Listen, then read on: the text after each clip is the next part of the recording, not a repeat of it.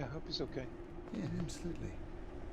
Okay, well, welcome back to the Rime of the Frost Maiden, guys. Nice to have you here together, and I think we're all experiencing a bit of bad weather, a lot of rain here in British Columbia. What's it like in Alberta? Beautiful and sunny today. You guys are Who the lies? It's exception. 3 degrees, Oh, well. It's sunny out. but it's still sunny out. I mean, I haven't been outside, but it's like there's no rain or anything. Well, it's a natural 20 saying it's nice outside and deceiving the DM, so well done. Yeah, no, it's 3 degrees. High expected today is 6. But it's sunny. Pleasant fall day. There we go, that's what we'll call it. Okay, so last week you finally entered the castle of Grimscale, which is very giant size, and this very elderly frost giant. He's insisting you can't get in, and he keeps on talking about things. Oh, this is going to be a glorious death if this is my last battle. And so, get some nice battle music going to warm your hearts. And it is Bones' turn, so I think Bones will do the obvious thing. Come up and start gnawing, I'm going to say feet. Chomping at the feet, trying to knock the giant off balance. Which will give Islani a chance to act. What would Islani like? Oh lord. Remind me again, have we fought him? Have we attacked him already? Someone has nuts in his hand. Oh, I remember, yes, you're lifting it up in front of you. Like a turkey on Thanksgiving. Okay.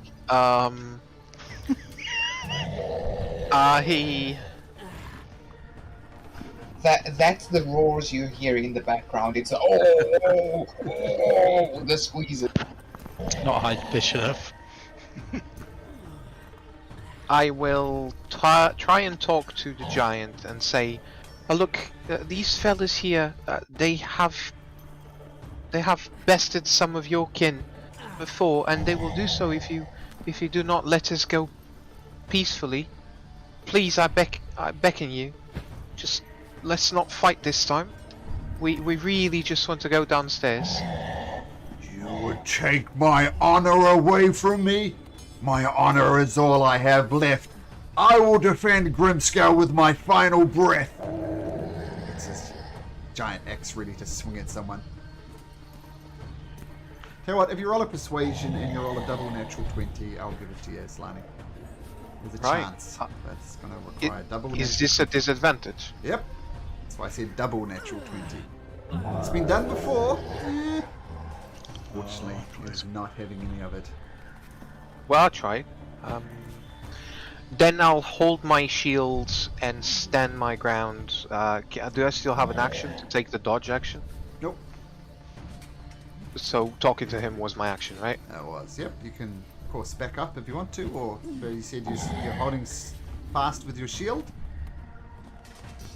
Yeah, that's what I'll do, my turn. Okay, excellent. So the giant's not listening to any of the pleading from Islani. What has Tooth got? I wish you had listened to Islami, and I will run forward and take the other ball in my hand. So inflict wounds. Yep. At advantage, thanks to Bones. Oh yes, baby. Bones is helping out. Oh my goodness. Oh lord, this is gonna hurt. This is gonna hurt. Absolutely. Alright. 30 damage. Ouch. Yeah, so your spell goes off. The guy's voice goes up another couple of notches and 30 points of damage. Ouch. Well done, Tooth. Do you in fact do the speedball technique? The what? Like a boxing guy with a speedball and they go digga digga digga digga digga digga digga.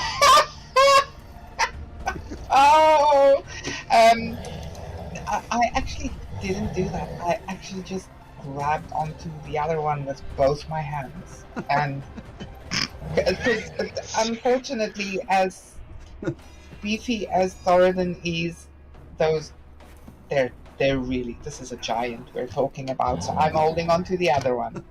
So, Thoradin's been bigger. so like a couple of very heavy pendulums, you sway underneath This this is giant. correct. Man, what are you doing As, by giants, guys? Come on. as a bonus action, Yep. let me just see quickly if I want to do anything else.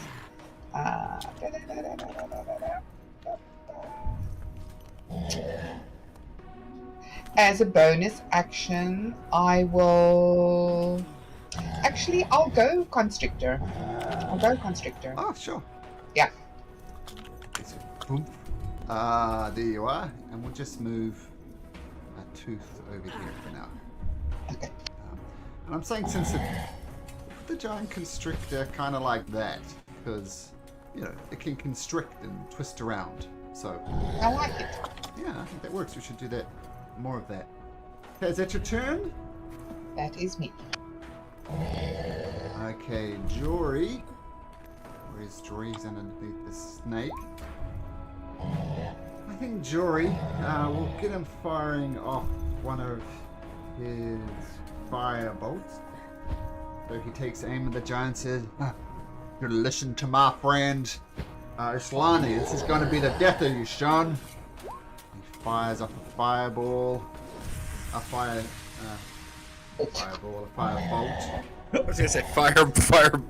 Claw's so thankful he's outside right now. And he does hit. The firebolt does connect. Only does 9 points of damage though. Dars. Somebody want to play Dars? I have absolutely no idea what his character does other than piss himself. Oh, you beat me to it. I'm sorry. Dars leaves a yellow puddle. Ryan can't be the only one with his balls hanging out. No! Well, we could make it simple until he gets here. I'll just roll from it. He's only going to be doing great sword attacks. I was gonna say, cause like, in all honesty, it's like, for every 10 rounds of combat or actions that you see Dars stand around, do nothing, piss himself, or roleplay, then randomly he's like, I hit it, and you just watch him roll like 50 dice, and I'm like, I don't know what the hell he just did. But it's amazing, yes. Alright, so we'll just do two simple great sword attacks. 23 will hit, and a 23 will also hit. Oh. So it does a total of 21 points of damage. And the giant is looking, "You guys are a worthy adversary. This is going to be my day of death. Then make it an honorable death." Claw. I will creep around the corner.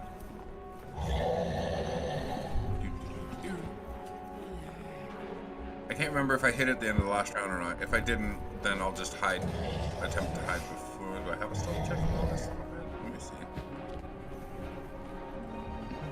I do recall, I'm sure you did try Yeah, I and do. hide. I do actually. It's at the end of this one. Okay. So then I will pluck a few. Okay. 29 hits. 15 more. Will be stick damage. Yep, nice. 15. Second one as it hits without the sneak damage, of course. That hits as well. Some nice rolls there. One more. further. 7 more, yes. Okay, with all these hits, the giant pulls to one knee and he says, "No! This will be an honorable death." And, Villain is okay. Well, let's assume you're hitting that roll. Yeah. Oh, I don't know why it's whispering. Give me a second. I'll fix that. Nobody saw any of those rolls. She does a further 3 points of damage as her ghostly hand comes in and grabs at the heart of this creature. But he shakes it off and says, "Not yet! Not yet!" And because Thoradin is here, he's going to swing twice at Thoradin with his great axe. Oh man! Carefully, I hope.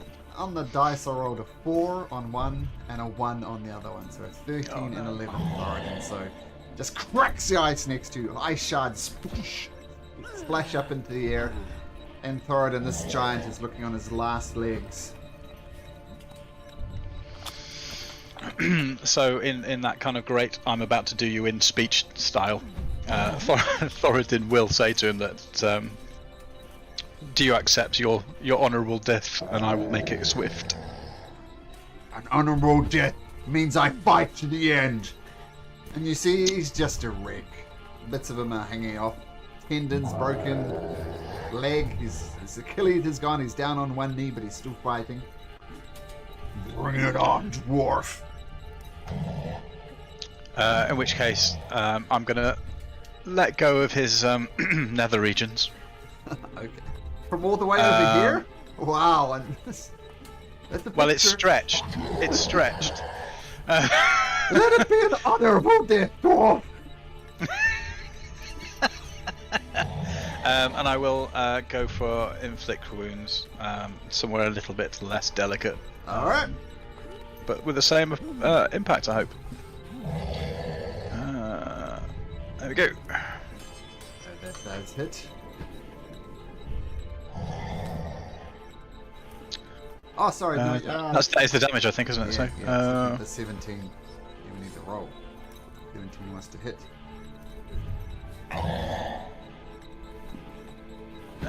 Why did that not do it? That's weird.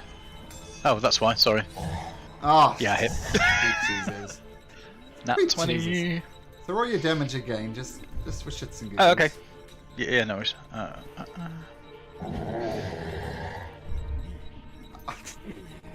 If you like. So what was that? That's Wow. 44, I think. 54. Jesus. And you reach down and oh yeah, 54. Oh yeah, too much. Too much is what I'm thinking. Yeah, you reach out and shock him again. It says, "Death has come for me at last. My eternal vigil is over." And with that, he just falls to his back with a big whoosh on the ground as the whole castle shakes just a little bit from this massive impact of this giant going down. And with Awesome. that, the giant guardian is defeated. What would you like to do, Knuckleheads? What a mighty strike, Thoradin. Remind me never to anger the dwarf ever again. And I cast Cure Wounds on him. First level. Killing him for 5. Nice. Thank you very much. Yeah, so you're healing energy. Oh, sorry. I casted it on... Damn it. I casted it on Dars. I will cast it on my character now. Oh, okay. Oh, there we go. There. One extra hit point. Thank you again.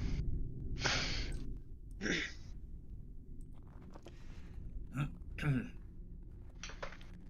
was wondering why the stars only have 3 level 1 spell slots. So I'm sure I had more than this, and then I realized, oh, the page is not even the right color. It's a different character sheet.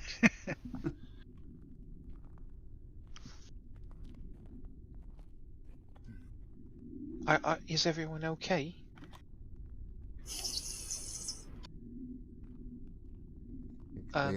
We are looking good, Islani. If this is I suspect this is not the only guardian this place has, so I think we should be treading carefully.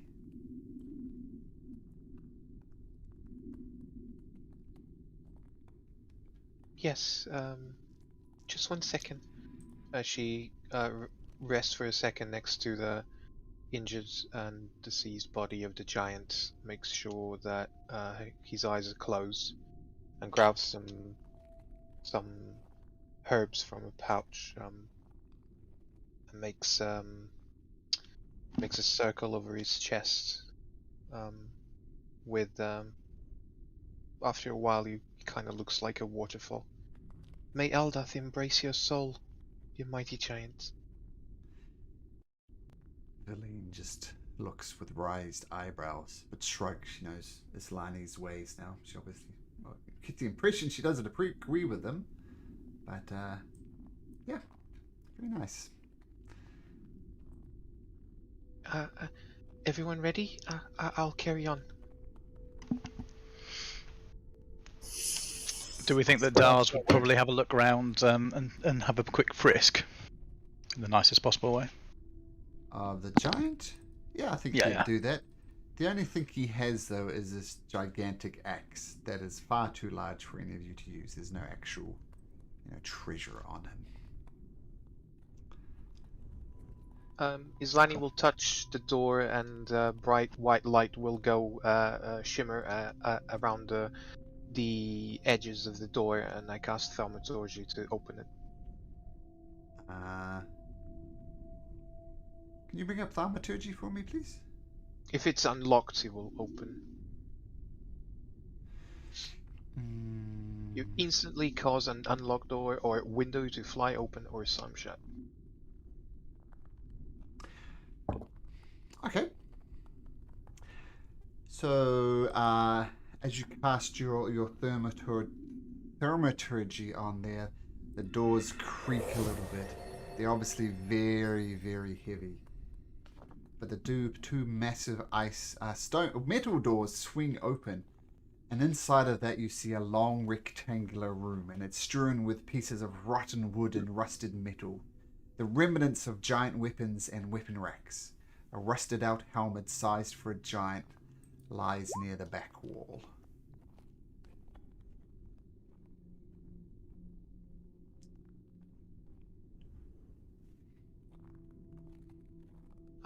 Carefully and respectfully going inside looking for traps or hidden things. I'll glance over the helmet to see if it has any arcane runes on it. Okay, make me an investigation check.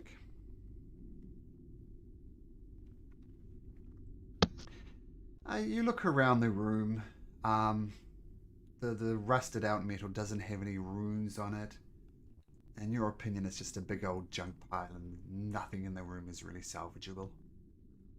Even if you're giant-sized. Does the helmet fit anyone's of our head, or is it just too big? Sized for a giant. We could probably bath in it. Could a constrictor snake wear it? Yes, Like- because that's like a- cool. Because a battle snake? Right. I look at Tooth, and I think this would really enhance the color of your eyes, Tooth. I roll closer. I try and help her put the helmet on. Okay, the giant constrictor snake is a giant constrictor snake. It's not just a normal sized snake. And make a general dexterity check for me, Islani, as you attempt to attach this to Tooth's head. Can she do it with advantage? Because I'm trying to, Sure. assist. Sure. Oh, thank you. It There fits you go. perfectly. And while you're wearing this, you have an armor class of 13 now, Tooth, not 12. Thank you. Oh my goodness, Islani. Kind of pat Tooth, and I wish I had some sort of equipment to keep an image of you like this forever. Oh. Unfortunately, it doesn't exist. So I'll keep it in my memories. And I'll proceed. Is this door open? Because it's open for me. Yes, that's where the giant came from. And it seems some light is coming from it. Okay, I'll approach and look inside. Okay. So you see a giant wooden stool over here, which you assume the giant was sitting on. You have a look around the room, and you do see a huge pile of treasure. You see all of this. And I'll give you this one for free. Does anybody have Identify, actually?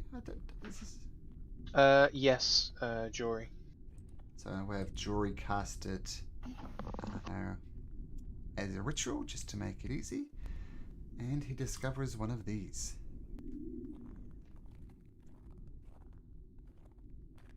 Well, but is this like a shrine? No, it's not a shrine, just a pile of treasure, seemingly the giant has accumulated. And you suspect, well, how did he keep alive all this time? Well, he had a lot of food he could summon from the alchemy jug. This dude just lived on mayonnaise. Beer, you could do beer as well. Beer's got lots of calories. Honey, but you made probably mayonnaise. 2 gallons of mayonnaise every day. Hence his long life. I think I found the secret for the giant's immaculate skin. His Complexion of the his ages. complexion, it was astonishing, and I think it was the mayonnaise. It must have been.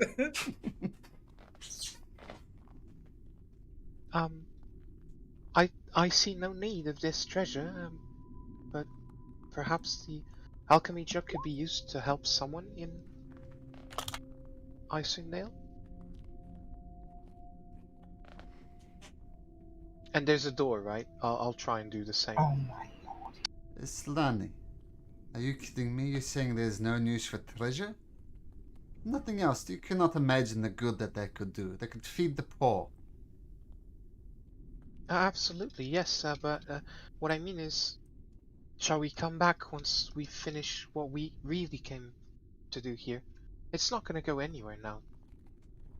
You're probably right, but it definitely won't go anywhere if we take it now. And Valine starts gathering it. For the party, of course. Whilst she's at it, I'll open this door the same way. Okay. Thoradin was busy writing things in the party loot, so he's now concentrating and will help with picking up all the gold and everything. It just appears to be some type of storage area, but now Aslani is just completely bare. Oh, I take it all back. This is where all the treasure was. That's where you found all the treasure. It was in here. So okay. I'll make you a normal size snake tooth. This looks weird. There we go. Gotta find some art for the giant constrictor snake with an helmet on it, but I don't think even Google will help me with that.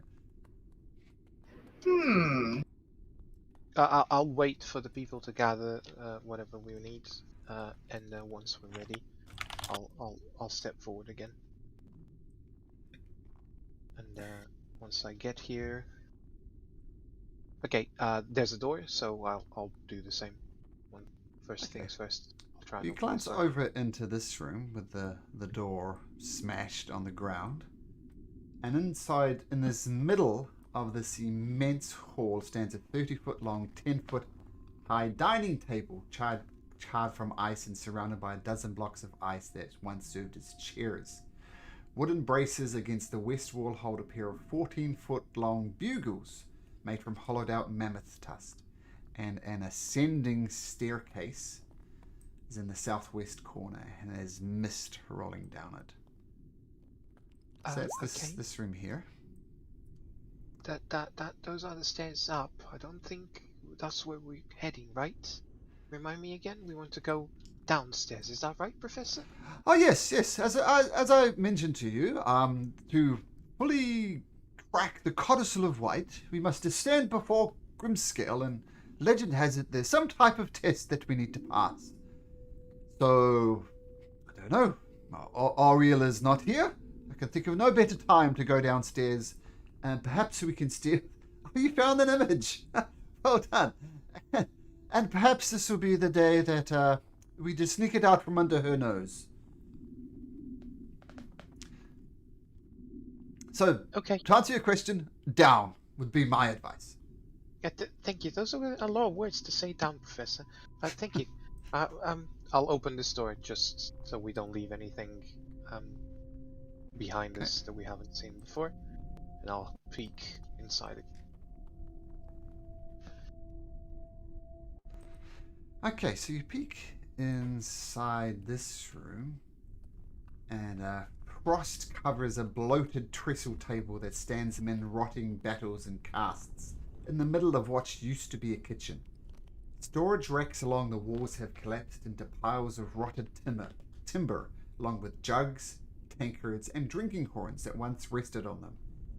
A roasted spit lined with icicles is mounted above a 10-foot diameter iron brazier coated with rime and situated near the back wall. So this is like the giant's dining hall. Dining hall here, kitchen here. Okay, I will go through, see if I find anything more valuable or more precious amongst the things in the room. Sorry, say that again? Just looking for something perhaps more valuable. How long ago, trying to ascertain how long ago was this kitchen used? When was the last time that it has been used? Make an Just going around investigation check. investigating. Yeah, correct.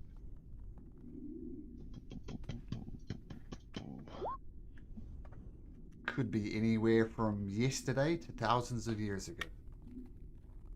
She'll just, yeah, like, be stunned by the giant's crafting ability, and after wandering around the room for a good 2-3 minutes, she comes back to the door. Why was I here again? Oh, right, yeah, downstairs. Oh, I think I found the stairs that we're looking for.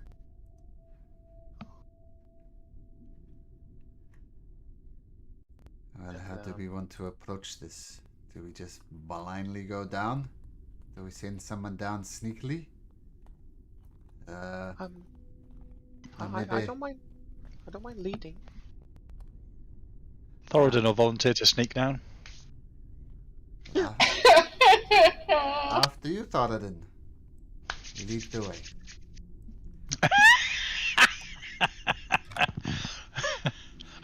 Okay. I push Thoradin out of the way, and I will go down first. Opposed athletics check, unless you want to be pushed out the way, Thoradin. Should we do it just for fun anyway? But I probably will let Tooth go. Okay, sure. Oh my lord. 9. Oh, wow. Oh my The goodness. Battle of the Titans. Yeah, clearly wasn't putting up too much of a sort of defence there, was he? So, after you then, Tooth. Okay, so I will go down first.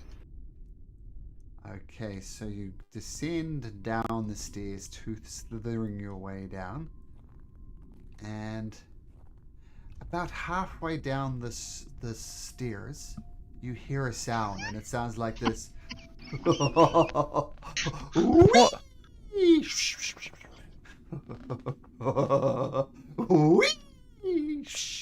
Something sliding across the ice. Anything I've heard before? I'm gonna say no. Okay, I will try and stealth and go further. Make your stealth check as a snake.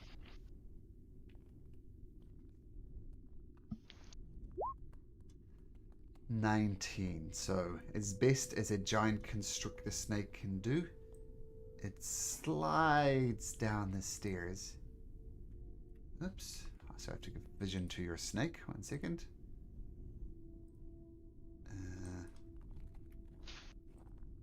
And you slide down there. And, well, first of all, it's a vaulted chamber. A 9-foot high railing. Yes, so there's a ice railing that you descended next to. And you see down here a walrus as big as an elephant is having a good old time riding and sliding on the ice. And you're just going,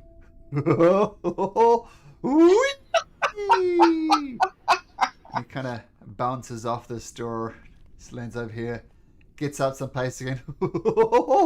I can't see anything if I'm supposed to see something. Oh, can you see up here? Now I do, yes. Okay, so this is the giant walrus, and you see kind of flops over here in a walrus types away, pushes off this door. Whee! And it kind of just ricocheting around the place. Do I see anything else anywhere in the room?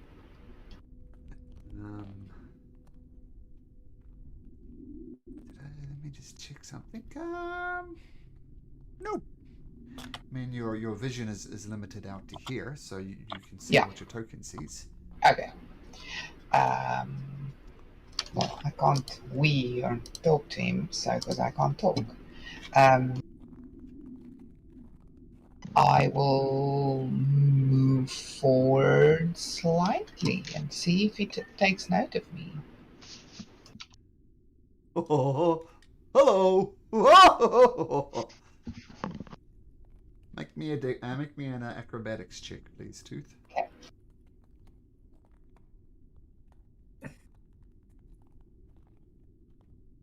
Oh, I don't know. Acrobatics or athletics? Yep. Acrobatics, definitely acrobatics. Okay, this thing doesn't have any acrobatics. Just the dex check, throws? then. Yeah, So dex just check. dex?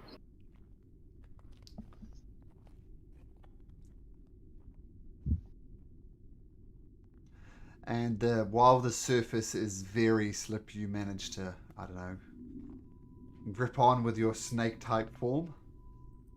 And the walrus continues to bounce off the walls, having a great time. I'll like kind of just weave in front of him, not menacingly, just happily. He bounces off you.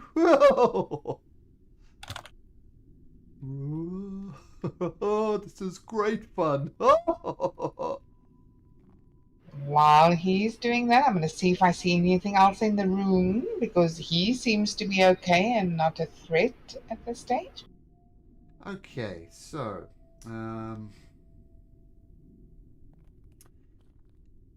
you do see on this door here there is a sign written in common, and the sign is cruelty. And also you see this one as well, and the sign above there, some of the letters are missing, but it says that something something something erivation. Okay. Hello. Hello! Mark! Oh, excellent. Hey.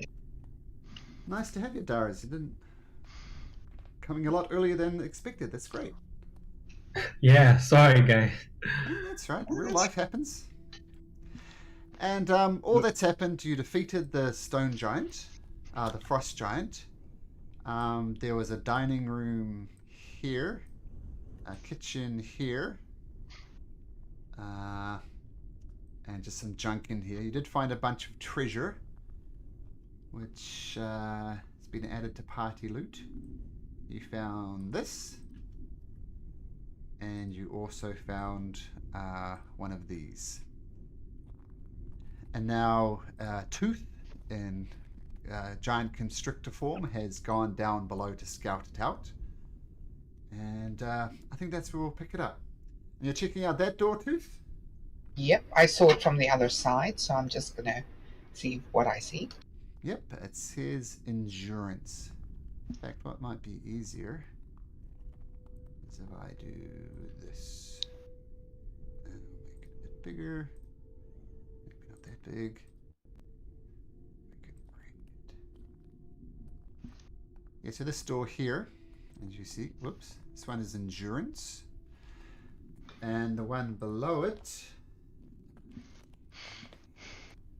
it says isolation. And I'll just put the other ones on as well.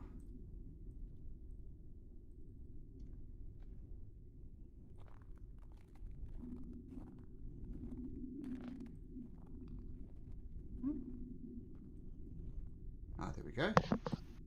And the last one was the one which was missing some letters. I'll put the letters that you did see on it.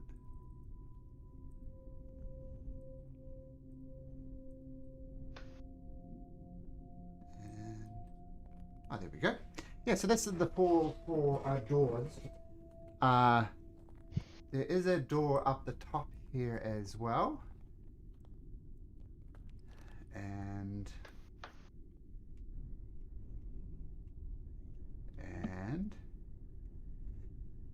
so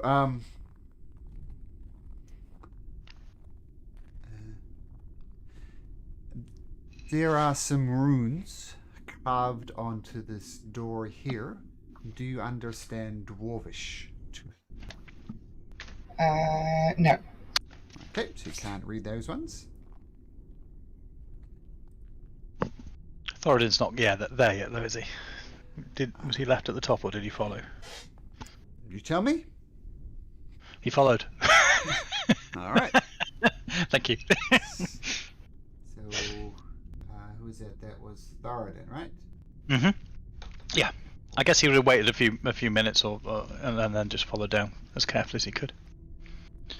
Okay, you follow down, and you see the doors as I indicated to the rest of you, and this giant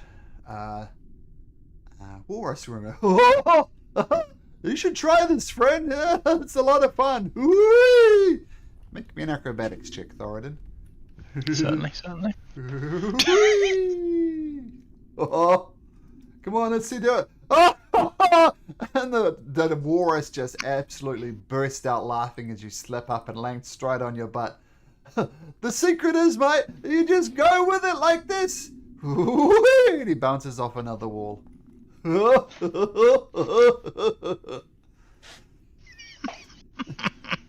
on, mate. Give it a go. So Thoradin, being the cheerful chap as he is just going to look at him and raise his eyebrows and start wandering over towards Tooth. Okay, make me another acrobatics check. Oh. This is as slick as an ice rink. It's very, very slick. Oh, there you go, mate. Just keep low. Oh, sorry, it wasn't meant to be a dwarven joke. Just stay low to the ground. You'll be fine. Whee!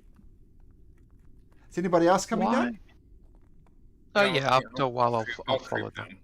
Okay, I'll just move all of you into that room now. Seeing the door over here, is there anything written on that door? Okay, so you all should be in the room. Feel free to adjust yourself slightly. I just dragged you anyway, so feel free to be where you want. So this passageway, it leads to an anvil-shaped room. Flanking the door are bas-reliefs of two male frost giants that have been defaced, their features chipped away.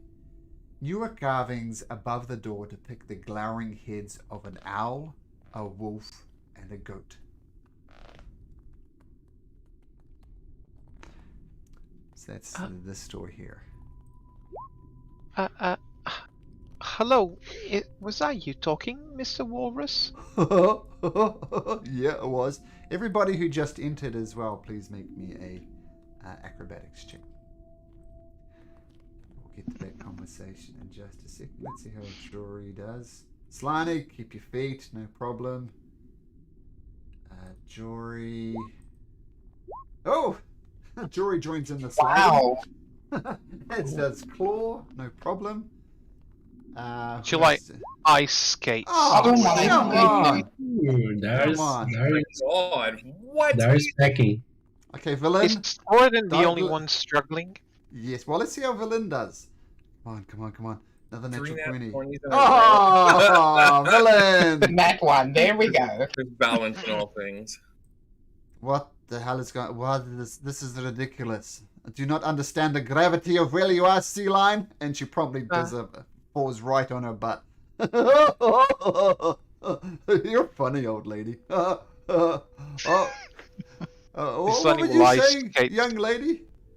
Islani will ice skate towards the walrus. Is this your home? Hey, hold my hand! Hold my flipper!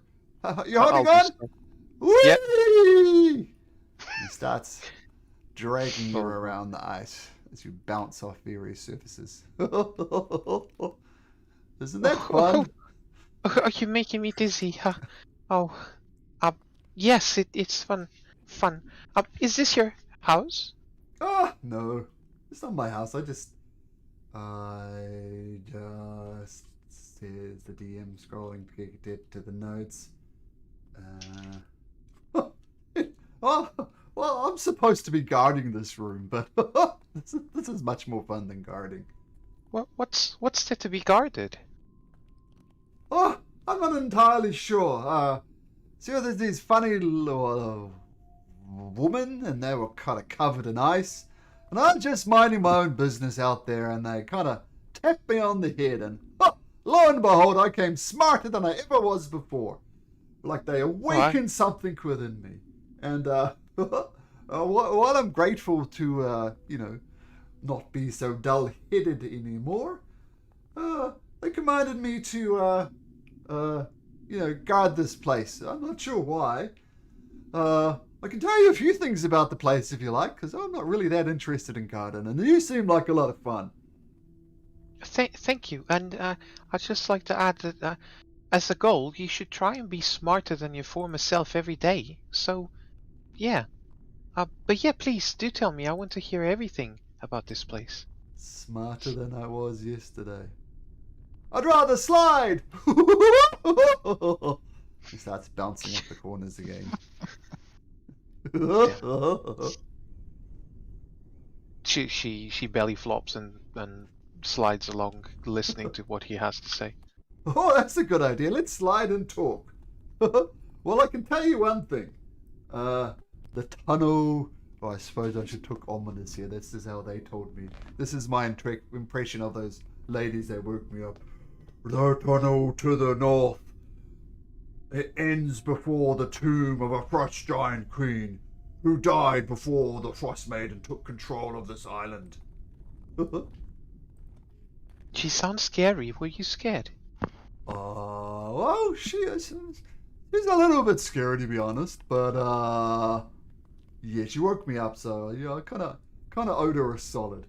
Now, I can tell you too, the tunnels of the south leads to a vault where servants of the Frost Maiden store the treasures of their faith. Oops, that's the same one. So I don't know, I'm not particularly interested in treasure, but if you're interested in treasure, go through this door. Is it open? Well. That leads me to my final point, and this is the most obvious one. To enter the vault, one must pass 4 tests. Each test reflects an aspect of the Frost Maiden. Cruelty, endurance, isolation, and preservation. The test lies beyond the 4 doors that lead away from the room. I don't know, if you want treasure, you have to pass the tests. This is what we're looking for. Oh. The treasures of the Frost Maiden faith, the Codicil of White. Oh, well, maybe that's there. You're gonna have to be cruel, though. Can you be cruel? I don't think I'm capable of that. But Can you endure? I've seen what my friends can do, and they can be pretty cruel if the time needs to be cruel. Trust me, I have got that handled. Does she fall down again as you say that? Let's see. I can be cruel. If there's something nasty that you do not have the heart for it, I can do it. And she's rock solid, standing up. Her dignity regained. Oh, it seems like you finally found the gravity of the situation and didn't fall down. Well done.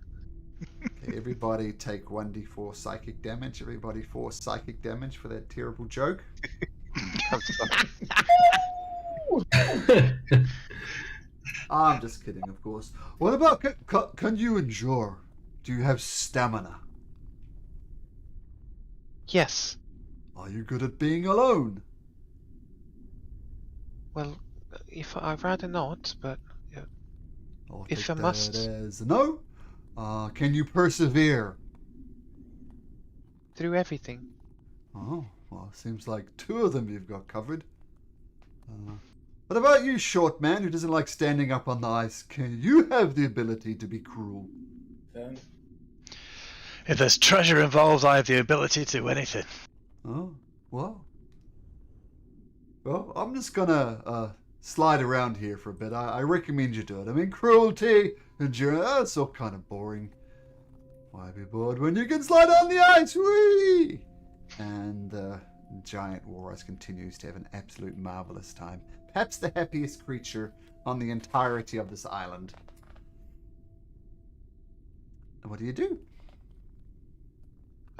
Yeah, she reconvenes with the rest of the people.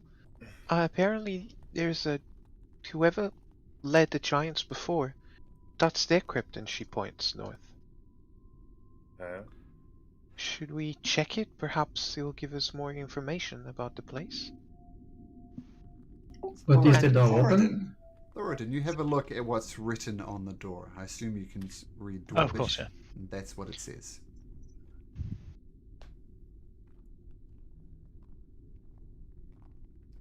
Okay, I'll translate that for everybody. Very You good. didn't whisper Do that, I did you? No, know- no, no. do I know who Vasavikin is? Okay, guys, I need to take a quick break. So unfortunately, one of our wait a sec, let me do this way. Unfortunately,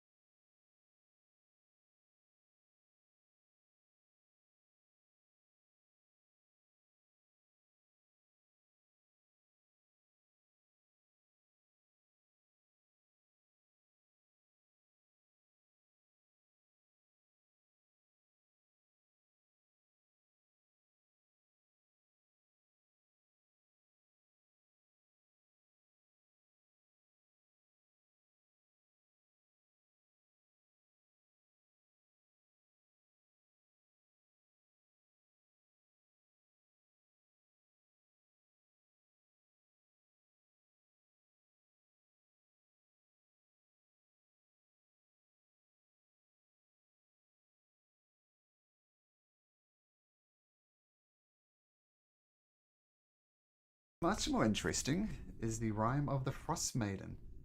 So, yes, the guy is bouncing around. What would you guys like to do? I think, were we just checking if we know who Vasavikan is?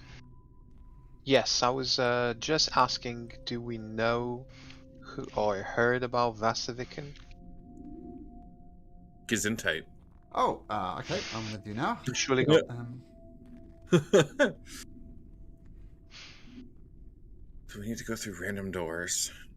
Like, if you had to pick, because I don't know if we can go through all of them, but if everybody had to pick like one or two that best represented, and I realize they're very blanket statements, but if we had to pick two per person or something that we think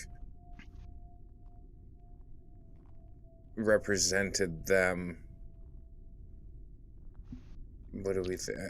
I don't know what Irvation is, but Preservation. Preservation. Yeah. Preservation. So should we think about what each of the other characters could do? Because preservation, maybe that's preservation of life, so that's Islani all over, isn't it? I don't mind seeing what's behind this door first, if we have to choose. I'll check if the door is open. Oh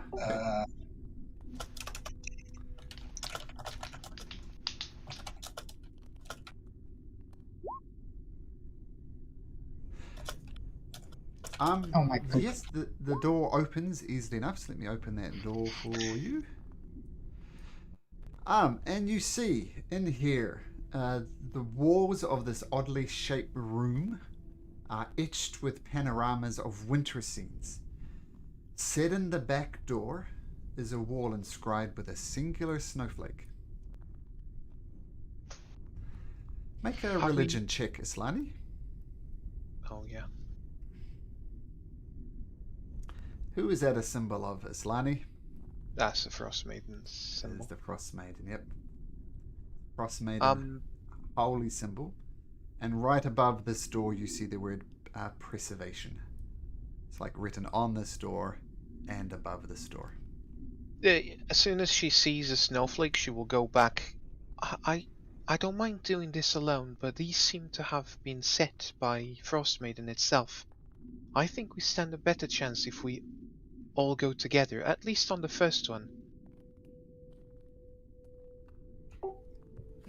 I suppose so.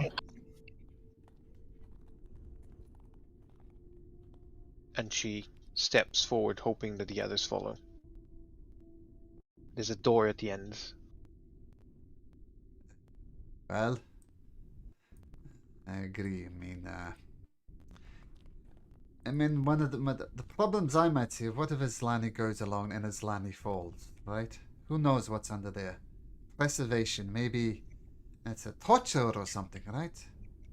I think we are better in numbers, but this is one of the decisions we each need to make on our own. I will go with... I think Jory would, so we'll take Jory alone.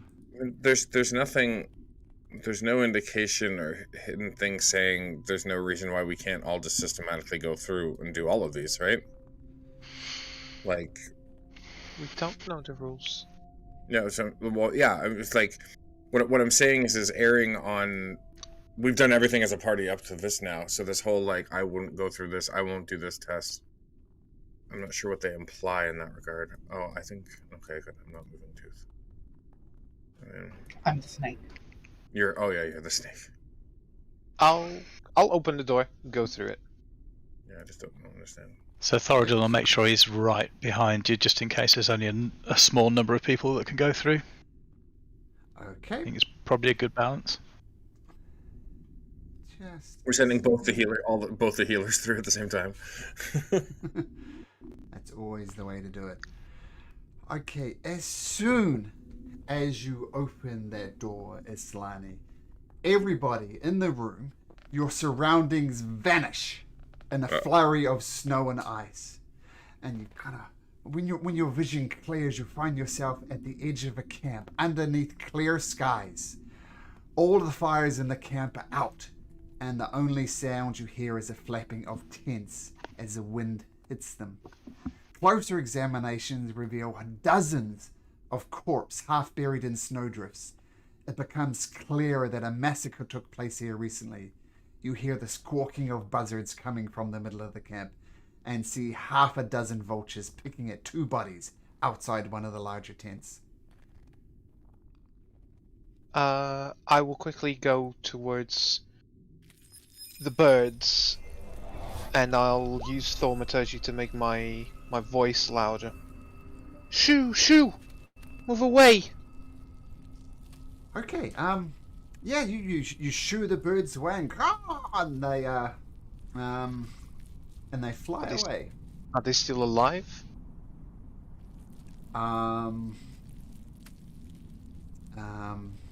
No.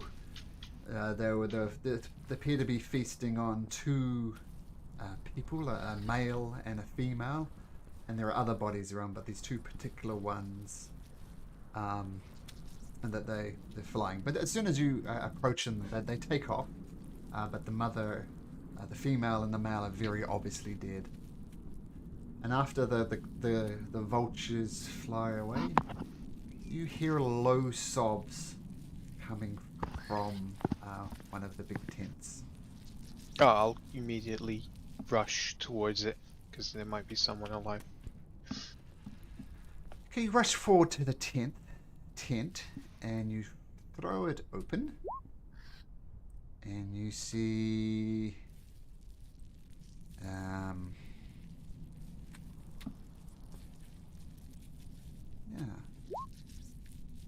it's weird. They've got some nice art, but I can't link it. I'll do it this way. You see this young boy curled up in a little ball, sobbing quietly. And yes, he is not wearing shoes. Hello, little one. It's okay now. It's whatever happened here, it's done. They're gone. The kid is just holding, in the fetal position. He's not really. He looks up to you through a half-opened eyes and goes back to sobbing in the corner. I grab one of the good berries from Tooth and I give him to him. Just he ignores it and pushes it away. Continues sobbing.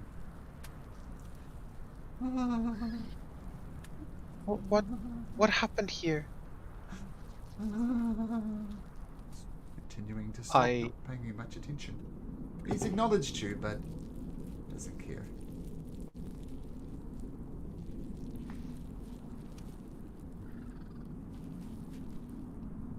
Is he injured? Or Make me a medicine check.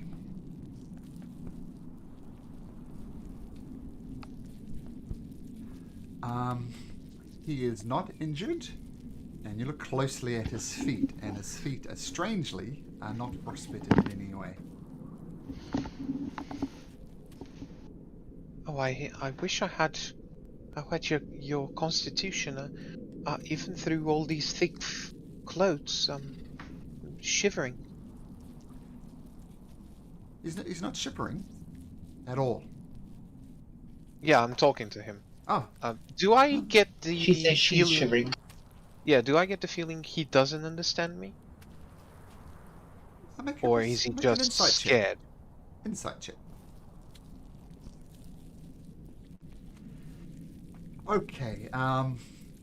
You get the impression that can understand you, but plainly he's ignoring you. He's obviously Okay, so he's overcoming quite grief. And Darius, you're checking the bodies outside? So a similar way, make me a medicine check, please.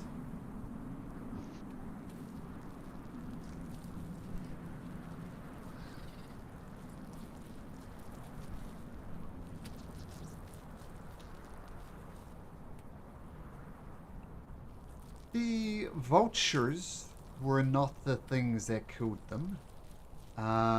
Something did kill them. You're not sure if it was by animal or by something like a sword. So you're not sure. But it definitely wasn't the vultures. But they've been cut up pretty bad. It could be like from a yeti. could be from a sword. You're not entirely sure, Dars. And Okay. the little boy continues to sob. Are you alone here?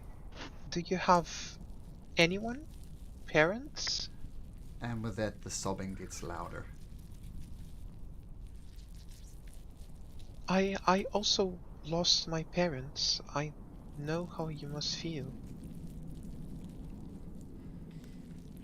Sobbing. I grab some of my clothes and wrap him around it, trying to make him feel warm. Does he let me touch him? Make a persuasion check.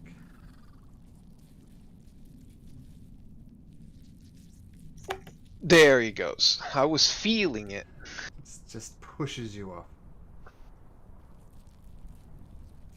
It's okay. If you need to be alone, it's okay. He will heal with time. It does get better.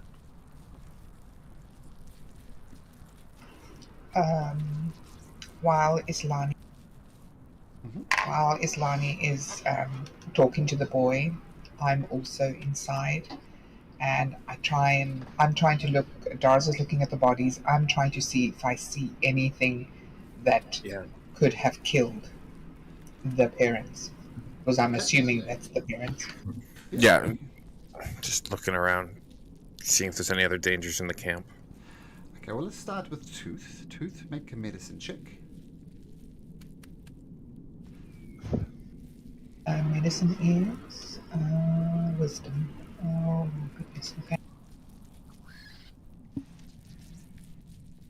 So, upon closer examination of the body, you can. Do I do it as the giant constrictor or as myself? Because my faculties are still my own, aren't they? Yeah. They are, but you still rolled a 3. Truth.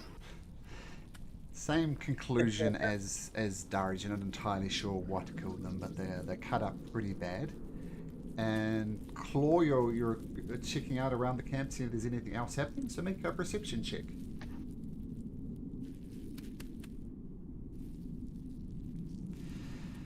Okay, you carefully watch around the camp, and you see just right on the edge of your vision some type of humanoid. And you pause and try and get a closer look at him. Then you see the humanoid go, "Oh!" and let out a loud sound like a wolf. And you hear this as well in the camp, Islani, and you hear the boy start shaking and more. No, no, no, no, no, no, no, no, no, no, no. So let's start with Claw. What do you do, Claw? I don't want to break stealth or anything, so I think I'm just gonna watch and see it close enough to the tent with the boy that I can sort of hear if anything's said or done or whatever the plan of action is. I don't want to necessarily provoke a combat just yet, especially if there's some random kid nearby. Okay. So you see him let out this wolf sound, and then the camp here, and there's several tents all over the place, maybe about 20 of them or so, and they're quite spread out as well. And you see the guy go into one of the tents. Do you want to get closer or just wait and see what happens? No, just wait and see what happens. Okay, the guy, after about a minute or so, leaves the tent and goes to the next tent. Starts searching around in there as well. Okay, I'll go poke my head into our tent, the one where everybody's gathered, and let them know that there's somebody searching tents. Describe whatever I can or whatever I know. Did Dars see this guy? Make a perception check as well. At advantage, since Claw could point him out. I mean, the snow is pelting down as well. Your eyes are just not as good as Claw's.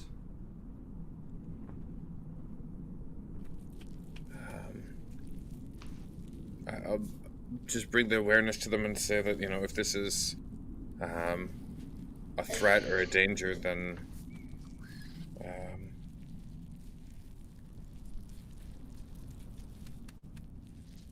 just let everybody be aware to potentially take up position or whatever it is that they need to do for it.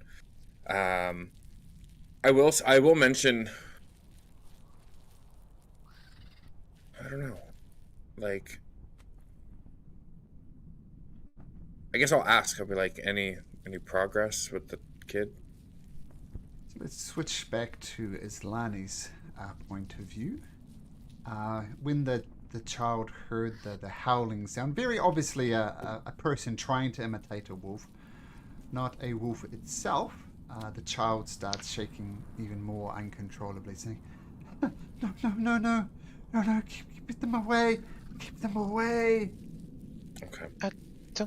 Don't worry. The wolves might have attacked before and won. But you have us now. We will protect you.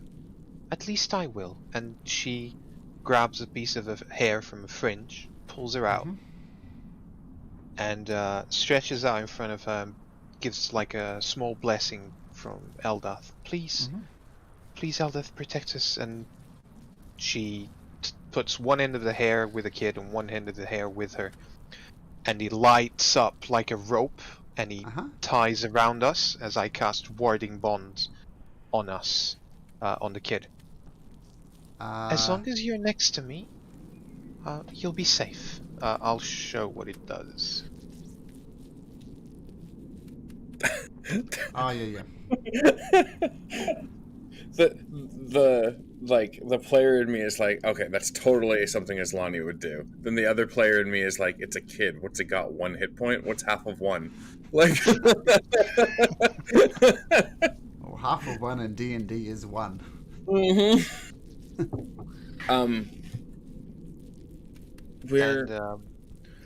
and you just stay next to me and nothing will happen to you, okay? Oh, okay. It starts bawling again.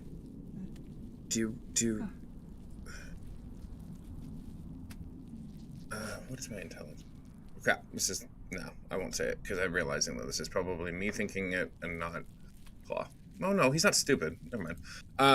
And he's pretty wise. Is this the test? Like, protect the kid? Preserve? Well, I don't know if it's a test, but if he's here for the kid, I'm going to protect him. What if we just remove the kid from the situation? And I realize that sounds really dark, but I mean, no, like, I can cast Rope Trick. We can just stick him in an extra dimensional space while we deal with this guy. Oh, are you guys all in the tent with the kid at this point? I'm like outside the tent, just like talking through the flap. Okay. If you have a safe place to put him whilst we understand what the Wolfman wants, yes. Okay, I'll pop into the tent and Caw! And you see the vultures, huge vultures by the way, circling above, and they come back down and land and start picking on bodies again. I go after the birds. Well, can we get the kid up first before we potentially enter combat? I help him. Okay. Because he can just pull the rope up and then there's no access to it, and he can just sit there quietly. Can you bring up? Let's have a look. Does he do what he asks? We'll get there in a second.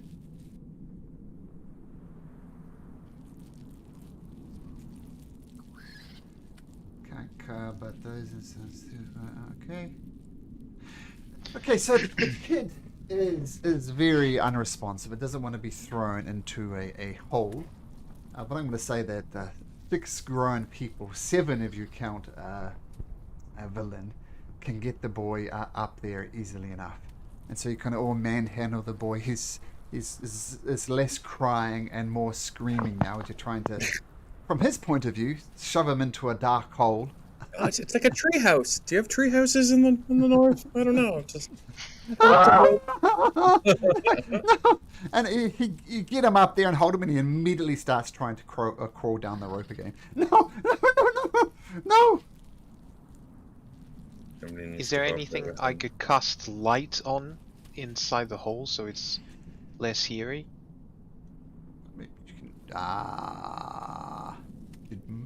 you'd probably have to do that inside of there because it's probably an interdimensional space and there's probably some. Cast light on him. Doesn't require concentration or anything. Just give him light. Yeah, I'll give him light, like on his chest, like Iron Man. He probably doesn't know who Iron Man is though, but sure. Just Well, calm down. Whilst you're there, this man won't hurt you. Trust me, please. You'll be safe in there. Make a persuasion I check at disadvantage, Slani. Don't know if. I assume he can't get out on his own though, can he? If he's in there. Well, I mean, he technically could because he has the rope. Do we want someone to go with him Another and keep hold of him then? Maybe. He just scrambles back down the rope. Someone going up with him? I think I could Going go up with with him. Okay, I can stay with him because I have warding bonds as well. I can just stay with him if he trusts me enough. I'll ask him if I stay with you, would you come with me? Bring out the boy! I hear him crying. Here, whatever the hell you're up to, bring out the boy! Well, it's too late now. No, that's fine. Deal with it. Claw's just gonna cast Disguise Self and look like the boy. Okay. Is it both concentration? Neither of them are concentration. Okay. Bring out the boy! Dars is outside. Did Dars see him now? Oh, you saw him going through the tents, and then the boy was making all manner of loud noises. You try to stuff him into a dark hole floating in space. And so the screaming and you guys trying to calm him attract the guy's attention. So you'll see this guy approach. He's searching through the tents, but now he instantly knows where the boys is and starts. Okay, so Dars is going to talk to him. Dars is going, hey there, how are you? I am up shit! I require the child! Hey man, you know what happened here? What happened is this. I'm gonna say out. This tribe of the stinking Alp raided our village, and they just tried to destroy us all, and they failed. So I have come to make sure everybody is dead. And I hear the child crying. Bring him out. He needs to pay for his crimes. So did you kill everybody here? It was a great battle. They raided us. We came back. We almost destroyed them. I'm coming back to double check. Apparently we didn't finish the job. Bring the boy out. And you notice that this is a rather large gentleman covered in like a bear hide with like a bear helmet almost. And the 6 vultures have landed reasonably close to him and are pecking on the bodies of those that are slain. So bring out the boy! He can't be larger than Dars. Dars is going to Claw cast walks in. giant might, and he's going to start slapping his chest and start to grow in size. 8 feet tall. The guy crosses his arms. Wow, that's fascinating. You know what they say, the bigger they are, the harder they fall. So if you wish to sacrifice yourself for the child, come at me, boy. Yeah. So you're hearing the bigger they are, the harder they fall, Thoradin will come out of the tent. Okay, so I think Claw's gonna walk out looking like the boy, and just sort of like be cowardly behind Thoradin, as best as I can. I will sidle behind. It's gonna be really awkward because, like, I don't know what being cowardly is, but I'll try. okay. Let me get back there in a second. So, just have to do a bit of an ad hoc map here. This is the time to use your charisma for a performance check. Get there in just a second. So who's in the tent at the moment with the boy? I assume it's Slani?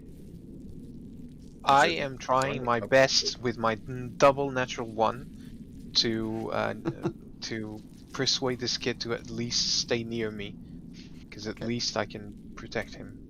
Are you still a giant constrictor snake, Tooth? Yes. Okay, I'll put Tooth.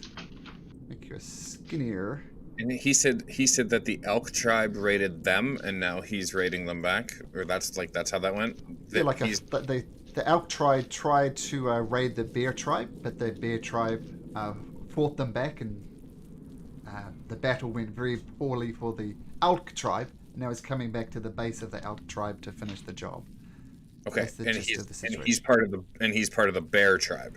Yeah, well, he's wearing like a bear skin, like complete with the head over him. So very obvious bear. So I don't have the perfect map for this, but this one's going to do. So who else is this? Is the tent here, and we'll say that this different color would help. This is the tent flap about there. So we have the snake, Slani, and the kid. Villain would be in the tent as well. Actually, that's a good idea. I'll put you all on and you can put yourself wherever you like. I think that's everybody. And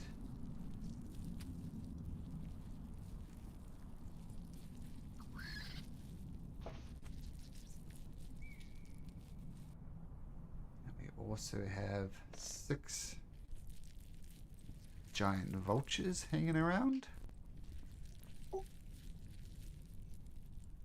Jory is inside the tent. We don't have your aid, do we? Right now, I can't remember. We had it last session, but is that still going? I just want to make sure hit points and everything are right. Islani? My hit points are always wrong. No. I'm saying because we can't see your hit points again either because your token keeps resetting. I'm just wondering if I guess if Thornton just came out, I'll be over here with him. I think we did after the last long rest. We do still have it again. Okay. Yeah. Just making sure my hit points are right. What should your hit points be, Slani? It's 58. My character sheet says 58, but I think my token's green thingy is not. We can't even see your. Well, I can't even see your health. No, I can't see either. There you go. Not Villain or. Yeah, there we go. Yeah. Should really get these to default. So there we go. But Yes, your token says you're on 58 of 58, Slani. So I think you Yeah, because I updated it. Yep. Ah, sweet. Okay. So this is I'm not concentrating. I thought it was a concentration spell. It's not. okay. So this is the guy in the wolf thing. That's a lot of freaking birds. Oh my god. And they're just generally around here feasting on the corpses of fallen people, just picking. So bring out the child. You must pay for this crime. And dars you cast in large get bigger. And what do you do? Yeah, I say to him if you want to get to the boy, you have to come through me. So be it. And he rushes forward and charges towards you. Let's get some initiative going. And I wish we had like a Thor thing going, or not a Thor, Troy thing going, where it's just like a one-on-one to determine who just have Dars versus. Is that name Isab? Isar? Yeah, I can't read it. It's really. Oh, I guess I can zoom in. Isar. There we go. Oh yeah, Jory's not here. We'll get Jory in. All right, boy. So Jory's in the tent, just to make it easier. Look at that. Look at that youthful sprightliness. Jesus. It's like 3 natural 20s all on things that don't have anything to do with combat. Damn it. Well, you get to go first. That's not nothing. What am I gonna? I'm supposed to be a cowering kid. I run away. I'm I don't know. Oh yeah, you're right. I forgot that. You do look like a cowering kid. That is correct. Okay. Just do a Dars. Do a Dars. I wet myself. I don't know what I'm supposed to do. Followed by a Malik. Yeah. So do a mark followed by a mark. Gotcha. There's a theme here. I guess. I don't know. I'm supposed to do this coward thing. He rolled crap on his initiative. Beast. I don't know. Well, actually, being the outsiders that like sort of the outlandery, rangery, druidy types that Tooth and I are, and that we weren't really associated with any specific city. Do we have any knowledge or understanding of sort of the customs of these nomadic tribes, especially after now that we went to like Skywatch Tower and we learned like they were big on honor and all that kind of stuff? Obviously it sounds like they still hold honor important because, you know, they think this child should have to pay for a failed raid. But I guess I'm wondering, would Claw have any inclination as to whether or not like sending your best warrior forth or whatever is even a thing that you could send somebody for like a one-on-one to settle an issue or Oh, I guess. okay. So during your time wandering the plains as you've done, having interactions with the Goliaths, having generally heard about these tribes as well. They're called the Reghead tribes. Reghead. And there's kind of lots of them model their size after animals, like the wolf tribe, the elk tribe, the bear tribe, and the tiger tribe as well. No, tiger's a bit odd, but tiger tribes as well. And they've shunned society. They prefer to wander the wastes. They're very rarely seen in any of the 10 towns. But even with their survival instincts, things are bad. They're used to surviving winters by storing up food when game is plentiful and putting it aside for when winter comes. Fortunately, spring has never returned. So the rumors and the murmurings you hear is almost that these tribes are starting to turn on each other now. And you do know that they do value honor, and they will take the terms of a one-on-one combat. Okay, well, he's going to. Well, I mean, he said it. I mean, Dars challenged him, and he left. So, I think Claw's not going to do anything to provoke. And these vultures don't look like they haven't turned, and they're not like wearing all like regarding us as anything just yet. They're just picking at bodies and doing their thing. At the moment, yep. Don't I make see me like an the animal. kids fight. Oh my god! No. Can we all form a ring around you? Well, My melee's not nearly as good as my range, but Like okay. I'll put the hit point bar on the kid, so you should see it now, and I'll give him a token 1 point of damage. The problem with I was gonna say okay, there we go. I was 2 gonna say points the of problem. damage. Oh my god, he's got 3 hit points. He does. Shit. Get him up the fucking rope. Alrighty. Alrighty. I'm going to then. I guess I'm going to. This will suck because we're on a small map. But try and let Dars / what's his name? Isar? Do their thing and see if if Dars is the champion, then let him do the one-on-one thing and try and promote that for the time being. And just sort of meekly be behind Thord and not entering combat. So okay, that's cool. I like it. So I'm assuming you're still looking like the kid, Yep. but I'm assuming Yeah, you're not last revealing time. yourself because you're so damn good at hiding. So we'll go with that. So Claw doesn't do anything. Do you communicate this, Claw? And duke it out one-on-one? Oh yeah. I mean, he definitely looks like the kid. He walked out of the tent, and he's behind Thoradin. Yeah, he's not hiding. I'm not hiding at the moment. But yeah, I'll just be like, that man will fight for the honor of the elk tribe. And you Then I'll hear. quickly point to Dars. And obviously that's the voice of Claw. Oh, I guess I try and be a child as best I can. This is gonna be horrible. Let's see. Okay, sure. Is that deception? I guess. Sure. Here we go. Okay. Let's have a look, see how smart this guy is. Who knows if he knows what the exact voice of a 9-year-old boy is? Who knows?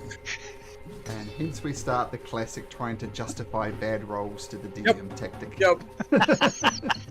What do you mean he used to babysit him for... He hears you and Charisma. chuckles. So be it. Me versus you for the life of the child. Do you agree to the terms of this duel? He says, screaming in Darz's face. Daz just grabs his sword and points to the guy, to his face, and bring it on. Okay, so let's just go through this, see what anybody else is doing. It seems this is going down. Aslani, what's Aslani doing? She is casting her bonds on the kid, herself, and Claw.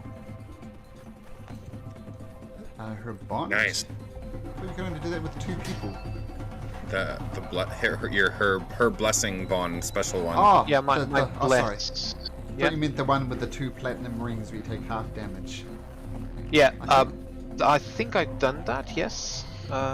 You did that? Yeah. I was confused. So it's Yeah, on that last Aslani? an hour, so I'll put my marking. So my special bless, Yep. as a halo appears on my head, the kid's head, and Claw's head. Okay, so let me do the kid. And I will peek outside. Do I understand that this is happening? Well, you hit Claw. You communicated it to your friends, right? Your Yep. idea. This is the one. Yep. Yes. So you know what Claw's done, and you see Claw, not looking like Claw, but very definitely not shooting off arrows, which is very unlike Claw. Okay. I know. I'll- like his fingers are like twitching. Like I really want to be shooting something. I'll give sanctuary to Dars as well. Ooh, interesting. Mm. So the sanctuary Sec- envelops Dars. A little shield up there. You hear water running like a waterfall is nearby as Eldath's spirit is protecting you. Cool. And your warding bond thing that connects you, Claw, Kid, and you goes off. Very good. The giant vultures continue to pick. Thoradin, you getting involved?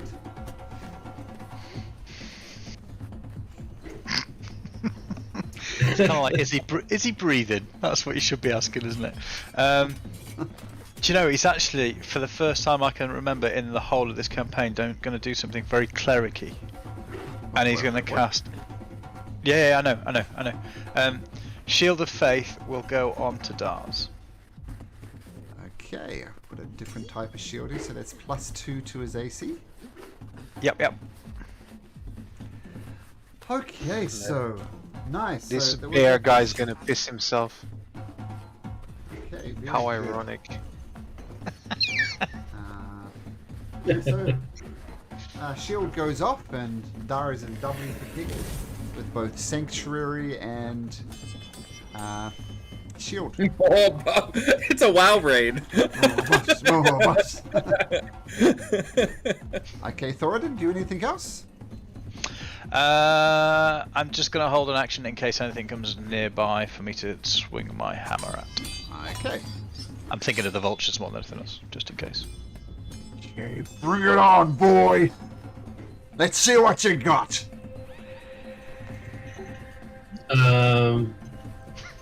Okay. First, Dars is going to again concentrate a little bit, like clench his fist and concentrate a little bit, close his eyes, and he's going to cast Bless on himself. Okay, triple buffs. Yes, blast on him, Thoradin, and Claw. Okay. And yeah, that's what he'll do. Okay, so that's your action to do that. All right. Bones. I love that he's just giving him like the first swing. It's just like, come on. Bones. Remember, it's a one-on-one, Dars. It's a Yeah, one-on-one. that's what I'm thinking. I'll let also Bones just like moving like if some of these vultures try to do something funny, Bones is going to do something. All right. Okay, so Bones is kind of just prowling around on the outskirts, keeping an eye on things. The villain says, "This is just idiotic. We should just take him out. What is honor here? Because you're a bunch of goddamn knuckleheads." Okay, giant vultures continue to pick. Tooth. I will move forward. Oh, Not there. Oh. Your normal size again. Here we go. I'm not attacking him, but if he attacks Stars, I will try and constrict him. wait, what? No, it's supposed to That's be a the whole point. one-on-one. Are we leaving it as a one-on-one? That was the whole point. Okay. He's got all these allies that haven't joined us yet. Okay, I'll stay there. I'll just watch the situation then. Okay, very good. And for convenience sakes, we'll say Jory moves out here and holds an action if anything attacks him. It's going to be Jory until Matt gets here. Okay, if anything attacks me, I will constrict them. Sure. So we get you ready action as... Oops. The action as well. You dance and you pray to your gods, but you are no match for the might of the bear tribe. And he raises his sickle to have an attack. He's going to make a wisdom saving throw. He rolls a 7. And Fail. and it fails, and it says, "You are not man enough to face me without the aid of your friends. I demand you tell your friends to drop their spells. Fuck me like a man." Darius?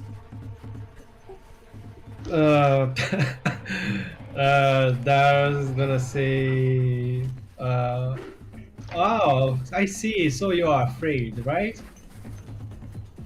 Is that fear that I see? You want to? You are the one hiding behind your cowardly friend's spells. You are the coward here. I'm here, man. I'm here in front of you. Come on, bring it on. Drop the spells. Darius? You can ignore him, of course. I'm not dropping my blast, but no, I'll stay where I am, and I mean, I'm not going to do anything like Okay, well, I'll let Thoradin, since you heard what he said, do you drop Bliss? Not until I get some sort of a nod from Dars. It's not a blast, it's Shield of Faith. Oh, sorry, Yeah, mine was shield. Yeah, Shield. it's like Dar's going If you to... tell me to, I'll drop it. Yeah, Dar's going to look at you and just give a nod. Okay, I'll drop it. Okay. Islani, do you drop Sanctuary? No. I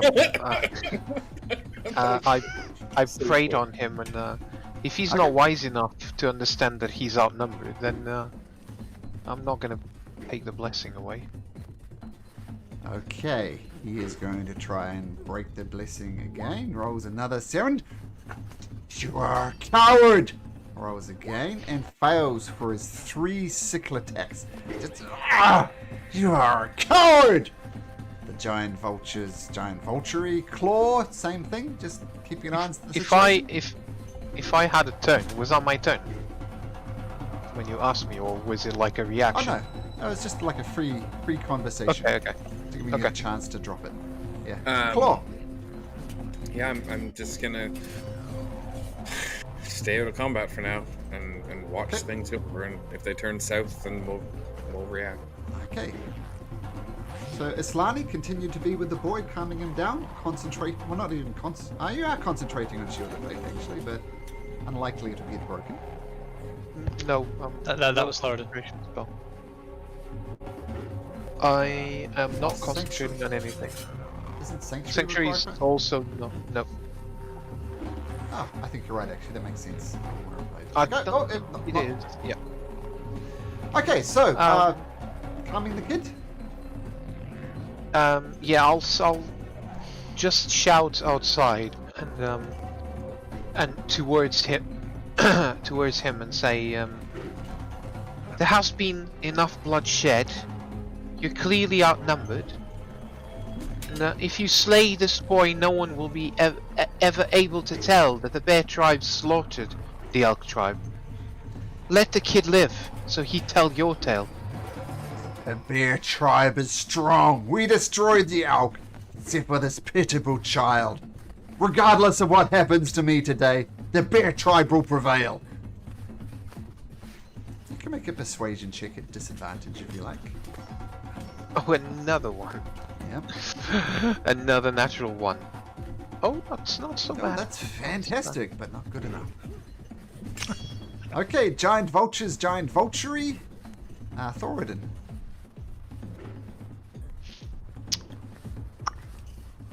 I think Thoradin, for once, he's going to quite enjoy watching somebody else duke it out. So he will stay alert, and I'm going to change my held action to if anything comes near us, he's going to cast Spirit Guardian.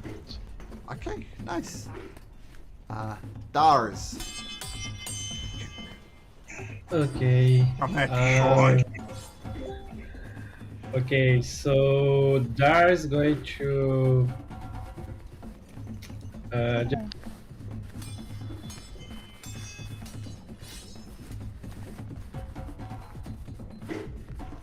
Matt's here. Yay, Hello, Matt. Matt's half here. Dars, what you got? I'm just gonna attack. Just. Oh, well, Go ahead. well, while you're here, you may as well. We've had 2 rounds of setup. let's get it done. Dars will just connect his sword with the flesh. Yeah, of my the skull. my computer is kind of crazy. I don't know what happened here. Can't handle all the bugs. Yeah. Guys, wait a little bit. I'm just gonna restart my computer. It's just crazy right now. God, Okay, he's building up the tension. No, real Isara stops fast. and picks his teeth with a sickle, waiting for you to reboot your computer. What are you talking about? Shall we take a quick break then? Yeah, I was gonna say, Sure. Matt came in too. Shush, shush. It's a good time. Yeah. Okay. Great film.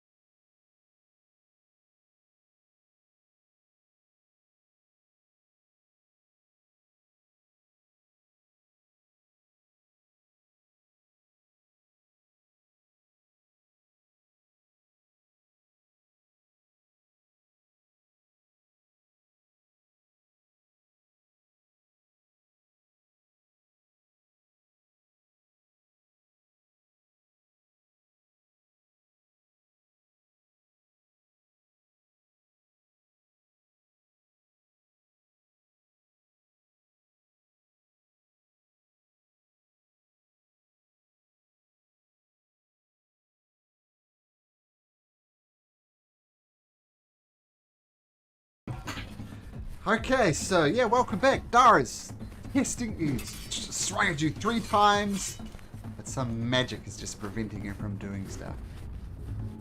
Okay. Actually, what he does, he takes a step back and says, you can take an attack of opportunity if you like. Of course. What are the big vulture riders? Are they like on Yeah. his side? Or? They're feasting on the corpses of the massacred people. He takes a simple step back and says, "Oh, you've got nothing on me!" And he just slides simply to the side, very little effort, and your greatsword just slices through some snow. Darius, it is your turn. Okay. I'm going to step in and just swing hard. Okay, don't forget your bless.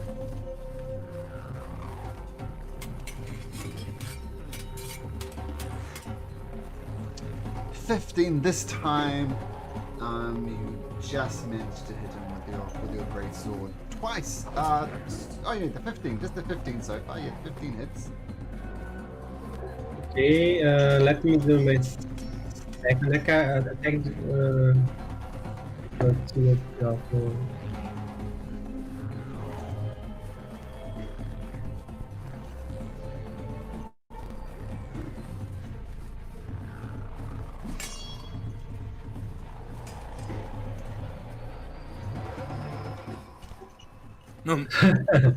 Yeah, knows what's coming.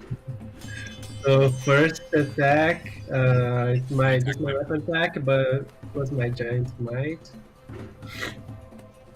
Not the math. Don't hit him with the math. Okay, so 16 to start with. Got it. And now without the. Let me see. I think I'm gonna choose. His turn is before me or is after me? Well, it's you take It's turns, always- right? Between you.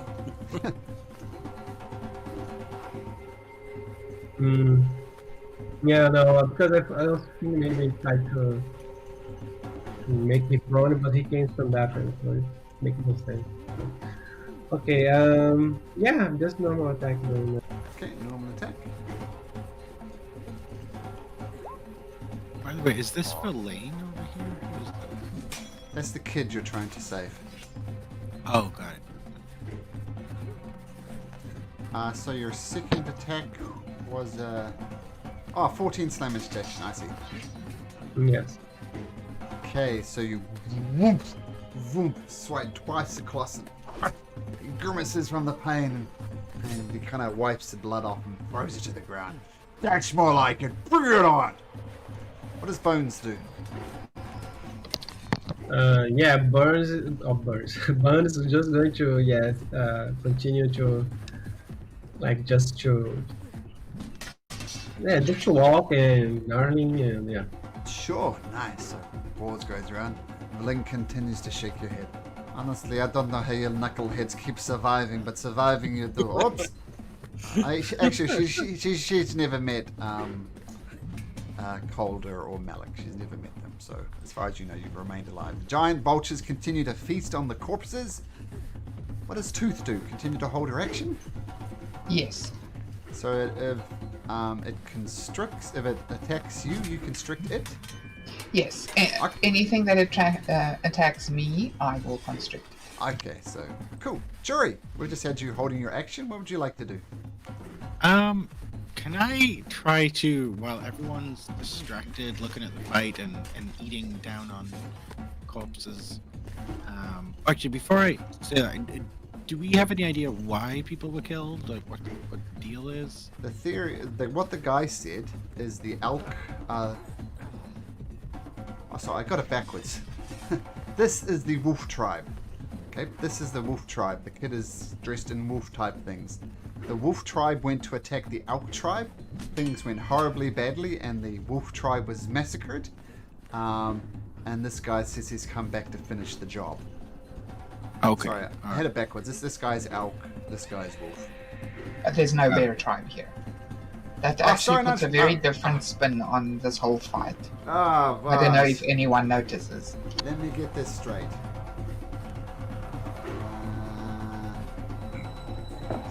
Is he Wolf Tribe? Is that Sorry, why no, he was just- howling? The child. And so this is Wolf Tribe. You're right. This is Wolf Tribe, Okay. and I'm the last. He's the last of the Elk Tribe. yes. Okay. So the wolf tribe came in and massacred the elk tribe. Yes. Yeah, basically. Any reason why? Like, Because the Elk Tribe tried to raid the Wolf Tribe. Okay. What was also established is since all the Rakehead tribes, as they're known, they're nomadic and they tend to hunt in the spring, store their food up for the winter, but the endless winter has driven them, I guess, to starvation, so they're starting to turn on each other. So maybe that's what this is all about. Right.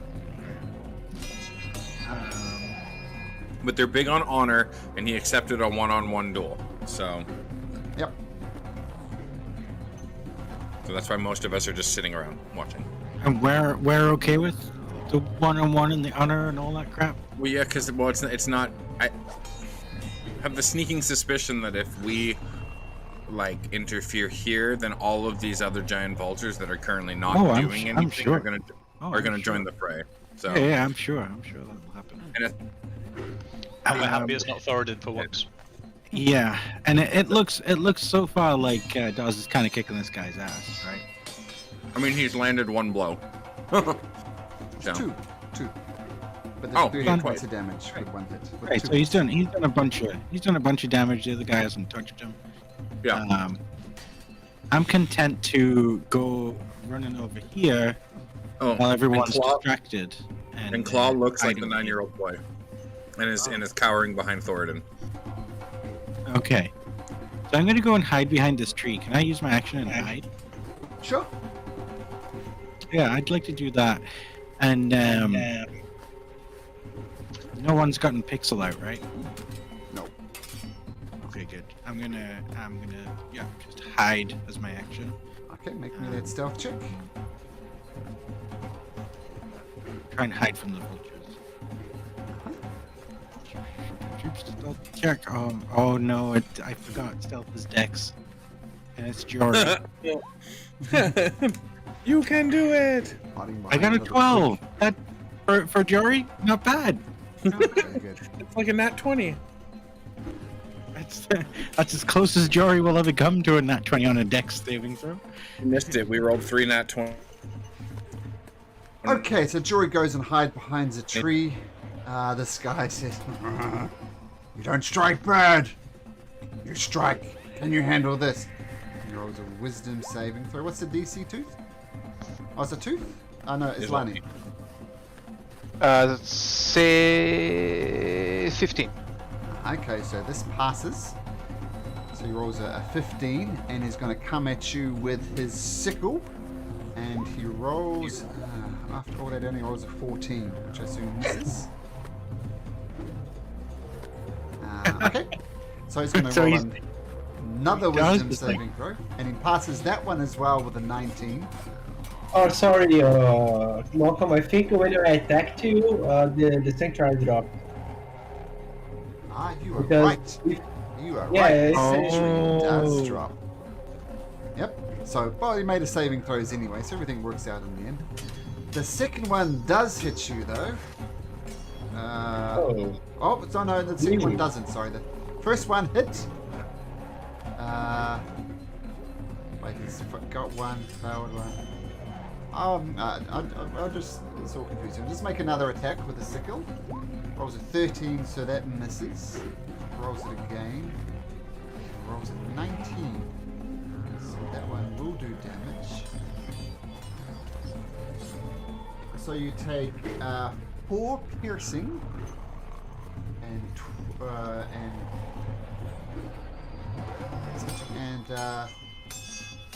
21. You take a total of 25 points of piercing damage.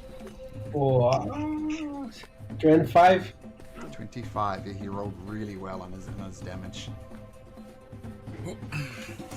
And he gets a D4 plus 3 plus 2D12, and he rolled a 10 and an 11 on his damage dice. Oh. Indeed, boy. It's me and you now. Yeah. Guy's going just to spit the blood in the snow and.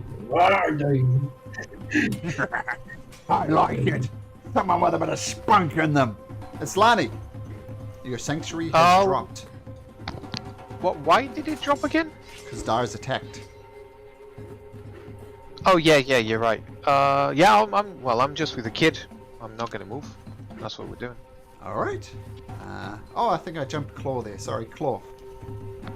It's all good. I am just keenly aware and trying to judge how far I think Isar is, like, to a point of wounding, to a point where Claw thinks maybe he can kill him. So, well, that makes it easy. Okay, I'm just gonna continue taking the dodge action. Okay, Thoradin. Cowering behind Thoradin. Thoradin's having a great time. It's the best entertainment he has seen in months. So all he's going to do, he's going to look on with a big grin on his face and shout encouragement to Dars in the form of "Kick him in a nads!"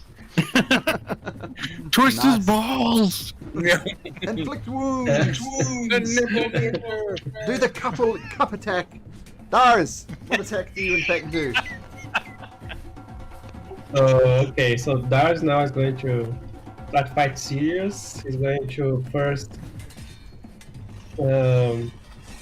use his Channel Divinity, cast back. Channel Divinity. Okay, let's have a look. So, This is where Darius does the Darius things. next time you or an ally hits the cursed creature, it's vulnerable. Okay. So that's So your it's action. basically it's double damage. Okay. That's So your action. I'm gonna, yeah, that's my action. I'm gonna action surge. There we go. Oh, nice. I'm going to action surge, and now I'm gonna just to unload everything on him. So in this attack, I'm gonna use my fire rune, and my trip attack, and I have a plus d6 for my giant's mind. All right. So it's a bunch of damage. Let's hope I hit him. Now crit. So yeah, when I cast Path to the Grave, I start to pray to Cannonball and say, Cannonball, I'm sending a soul to you. And I'm looking to him and say, today you're gonna meet Cannonball. And then I'm going to attack. Let's see. All right.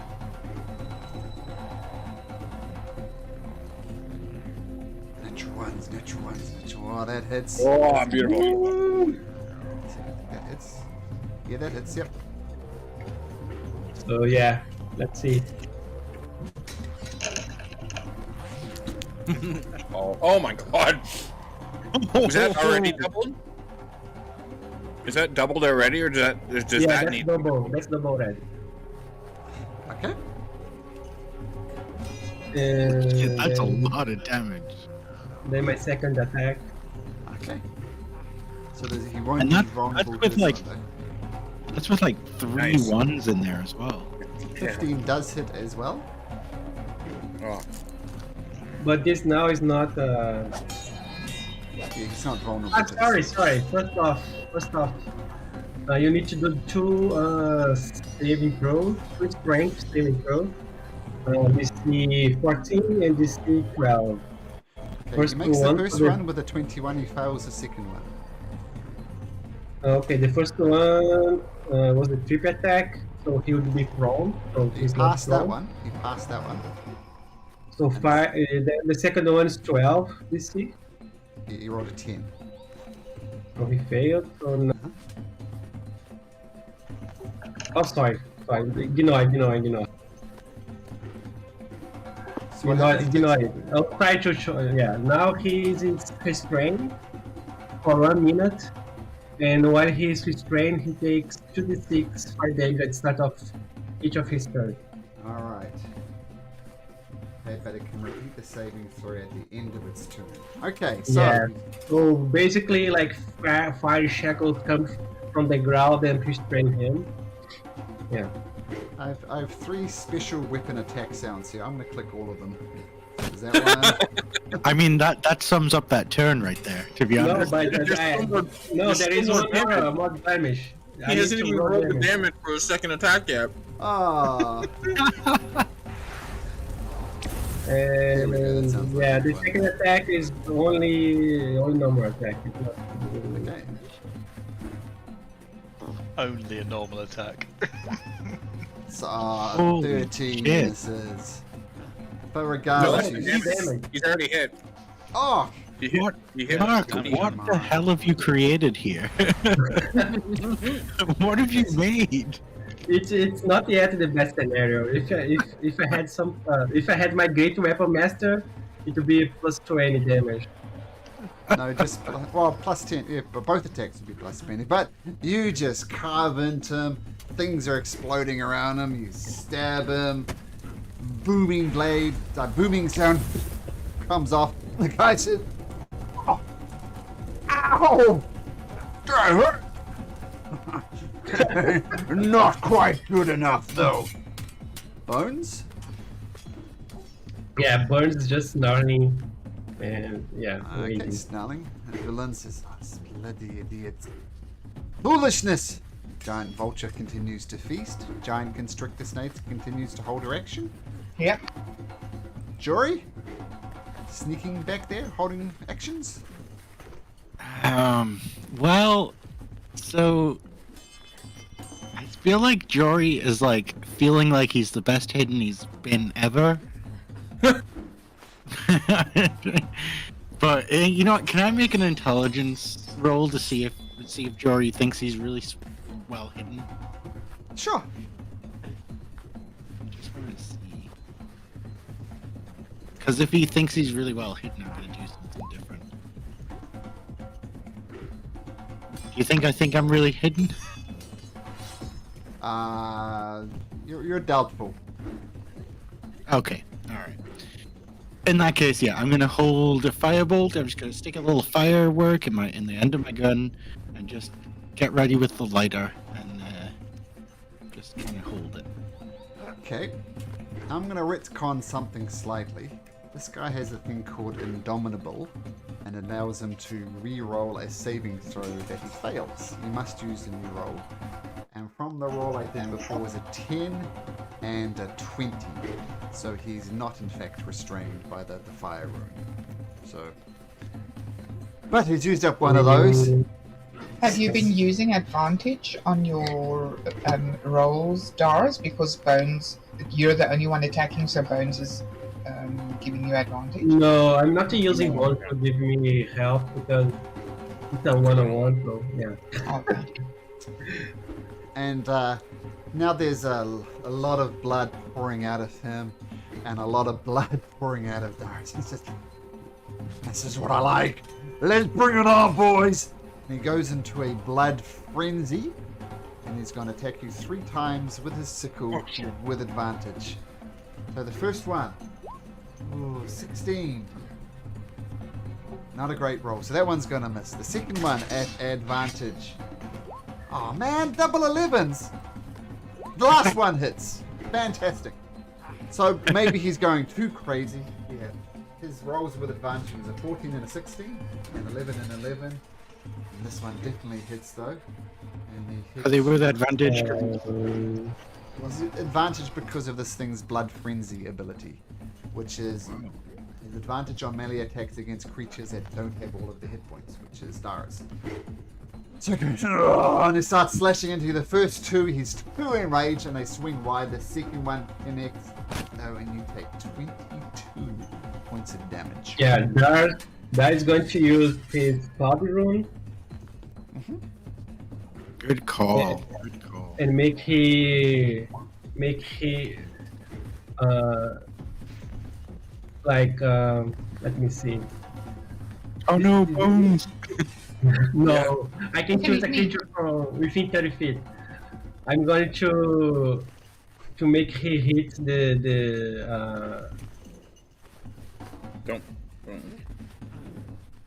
The snake? The future, the butcher. Oh, the vulture. Oh, nice. That's much better than taking an ally.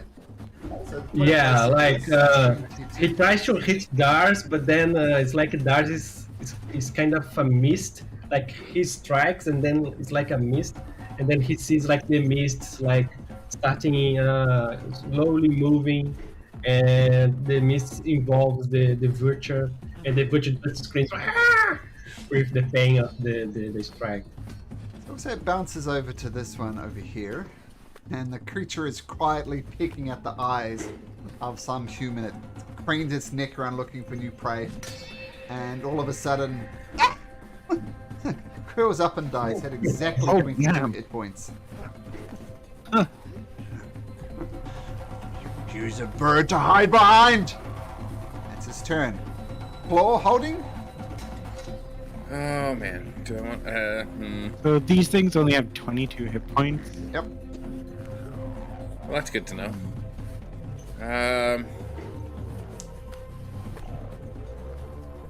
That worries me more than makes me happy. Claw's not one for freaking. You know what? I think Claw is going to hold his action, and I'm going to. Hunt's the only thing. It's not so much an honor thing as a thrill of the hunt that he enjoys. And since Dars is now having this thing with Pistar, he's gonna wait until Dars gets his next turn, does his thing, and then maybe he'll attack a vulture, depending on if the vultures scatter or if they like look like, you know, Okay. pissed off by the first one.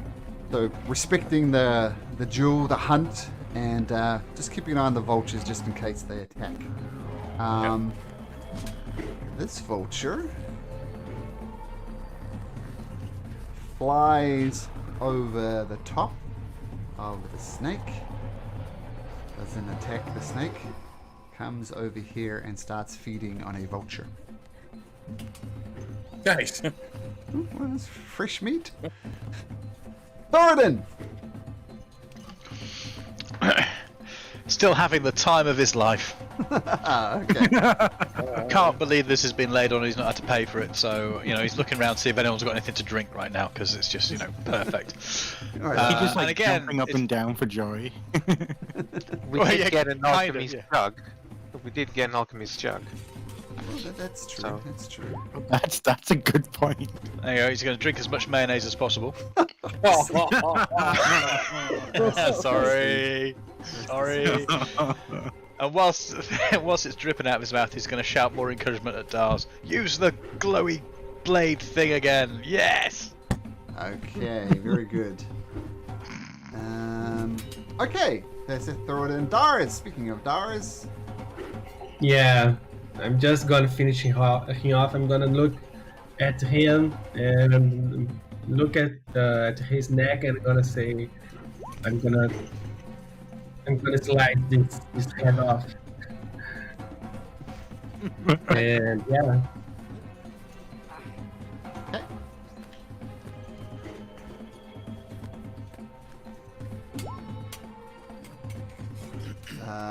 12 misses. Now, let's go backtrack a little bit. So, Thoradin, you're having the time of your life, right? You're blessed. Oh yeah. Definitely am. it's already with bless. Oh, yeah, with the Uh, bless. Yep, doesn't say bless. so. No, it's doesn't say already you're with bless. Already doesn't has say you're bless. Doesn't show. Doesn't show. 1d20 No. plus 7. Yeah. Roll a d4, Dars. Oh, really? So, with a 14 still misses. Okay. Second Get attack. off, boy, you can barely hit me! Come on, stop trying to hit me and hit me! And you hit him. Okay.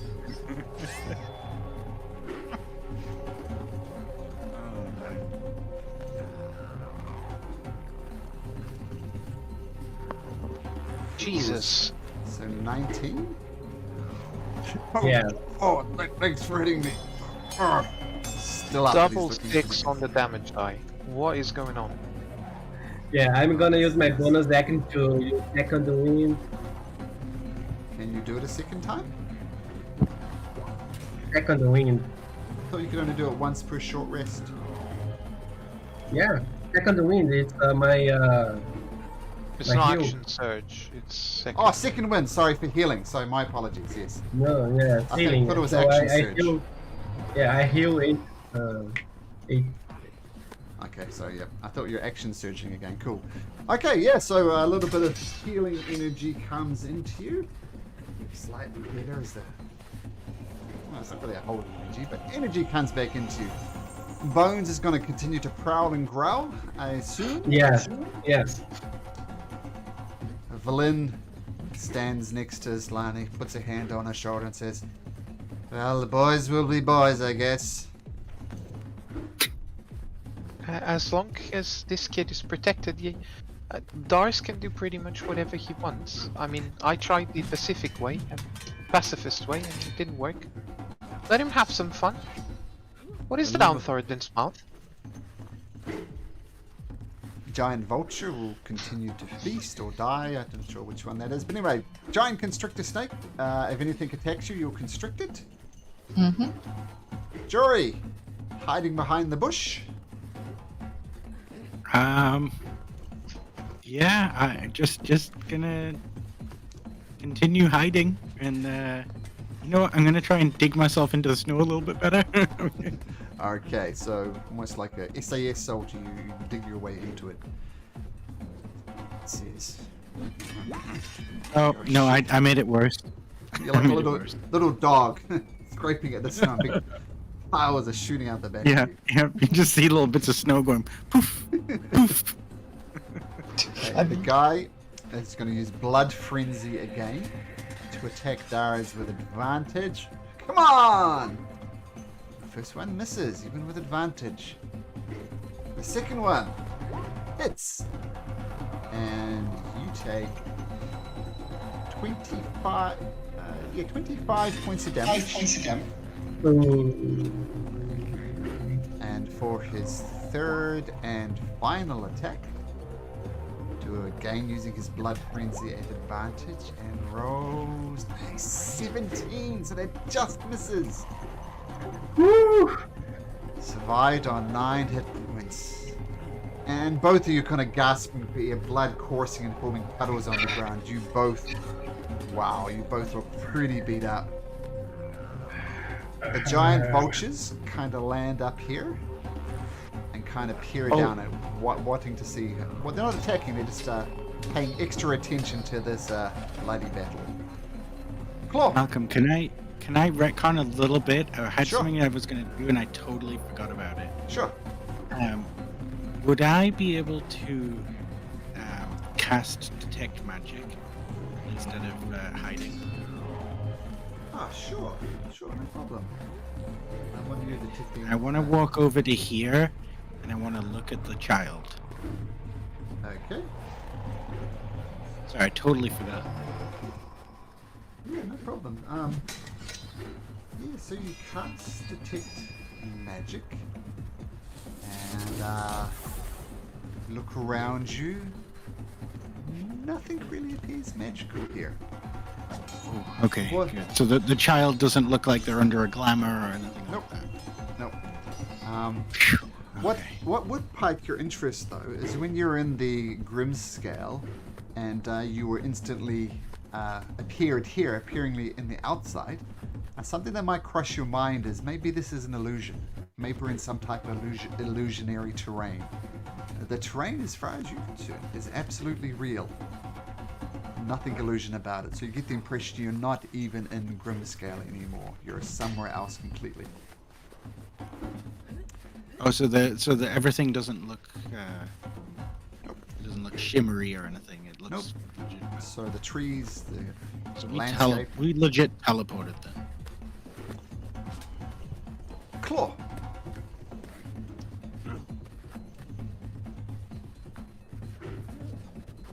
Mr. Claw. He's talking, You're- but we can't hear him. I'm just You're telling him. muted.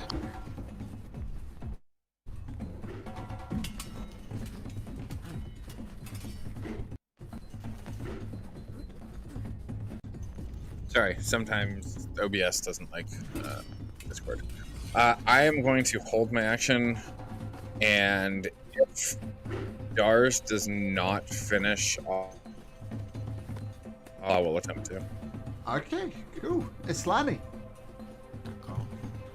Continue talking about the white liquid dripping on Thoradin's face with Valine. Okay. Thoradin, you're still just hanging out. So Thoradin's going to call out because this has been entertaining, but it's clearly coming to an end, or in his mind, maybe it's already come to an end. And he's remembered the name or the word on the door that we came in, and he's going to call over to Dars. Dars, let him live. You've won. Interesting. Hmm. Trying to play some music there, but my Sirenscape's not quite set up right. I was going to play an the time of my life. That's what you said, Thoradin. Last time. Totally, yeah. But you're telling Dars and to he's let him gonna- live? Yes. Okay. Giant vultures survey the scene, looking forward to maybe a tasty, easy treat. Dars, with the word of Thoradin ringing in your ear, what do you do? But The word of Thoradin. Well, he's a cleric, come on. I don't know, I like that. yeah, Dars is like in the blood frenzy thing. Like he spoke to the fight. Like he can hear it was like a far away voice, like deep in his mind. Like he can maybe hear Thoradin saying something. But yeah, he kind of understands the meaning, and he's going to attack.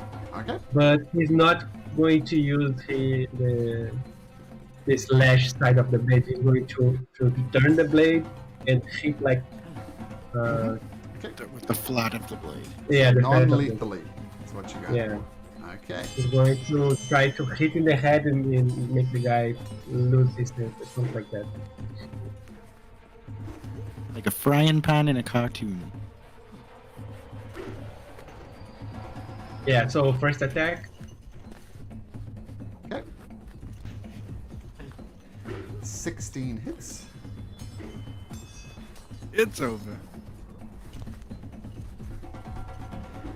And you strike him on the side of your blade with your sword. And he kind of duck away from it, but he actually ducks into it and it clacks him right on the temple and he says, "What aren't you playing around for, boy? If you're gonna kill me, just..." And he falls to the ground. Unconscious. But not That's bleeding just- out. Yeah, that's just Lars into the snow and yeah. And Calder jumps out and fireballs all of them. Yeah, that is kind of like Rocky in the movie after the fight. He's like, it's learning. Oh, yeah. Boys will be boys, and then they always come to the girls, isn't it? And she is going to go closer to Dars. Oh, what a mess you've made! Wow, what's that? Are you talking about the dead body or unconscious body, or are you talking about the white sauce all over Thoradin's mouth? There is a Yeah, as I walk past Thoradin. What a mess you've made. There's an elk approaching. Mm-hmm. And it's just walking, it's not running. He says, "No, there's much death here from the elk tribe. Seems I have arrived too late. There will be survivors." There are indeed. Just a second. And I'm going to get back to the tent. Mhm. There's an elk here to see you. Would you here? He seems friendly. Don't worry, the bear guy. Oh, yeah, he's gone. Okay, the child, seemingly reassured from those words, comes out, pokes the head out of the tent, and the elk says, "Come with me, child. There are other elk tribes. You're an orphan. You will not survive long out here by yourself. Come with me. I will transport you to another elk tribe." And the kid, seemingly trusting it, gets onto the back of the elk. Does anybody do anything? Well, just wanted to point out my detect magic would still be up since it's 10 minutes. The elk is not magical. Okay. Do I feel a malign intent with the elk's words? I think since it's speaking common, you can make an insight check as opposed to animal handling.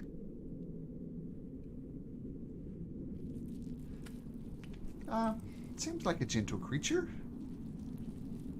I mean, it didn't rush you. It's obviously not any type of normal elk. It's an elk that can speak. And you detect no ill will coming from the elk. I think you'll be How safe. long has it been? Sorry, go ahead. No, go on. I'm just wondering how long has it been since the giants in the spine of the world?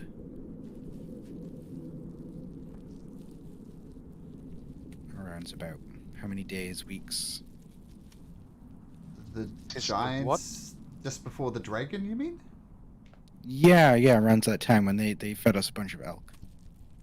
Oh, days, I think. Days. Am I hungry enough for more elk?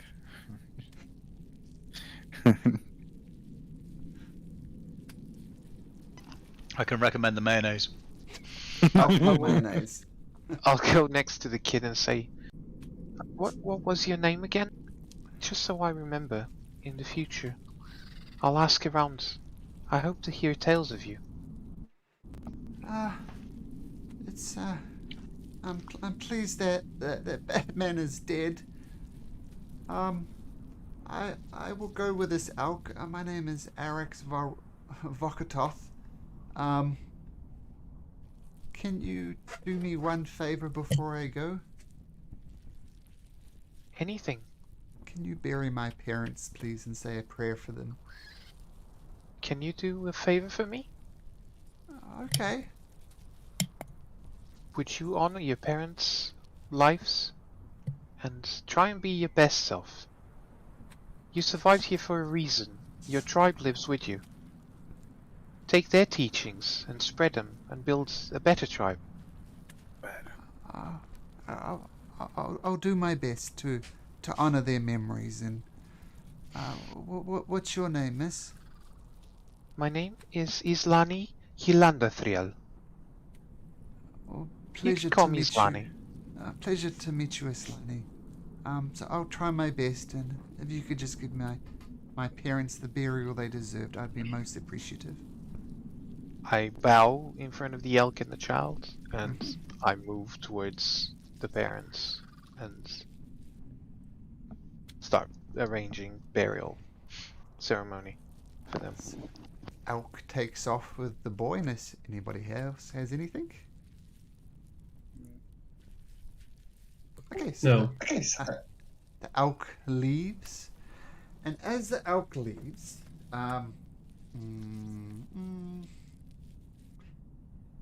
do you all look around, and as Lani starts preparing the burial spot, and you all notice a large snowflake symbol appears above all your heads. And as you look around wondering what this means, you are teleported back to Grimscale. And no, What? Slana, you did not get time enough to bury the parents.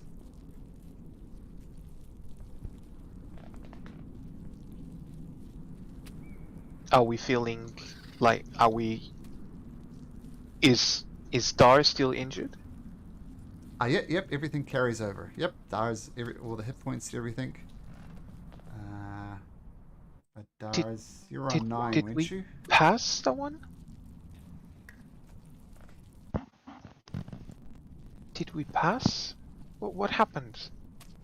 Did we fail? I don't know. I don't know. We have floating snowflakes above us. Out in the wilderness places, snowflakes appeared above all your heads, and then you appeared here. You no longer have snowflakes above your head.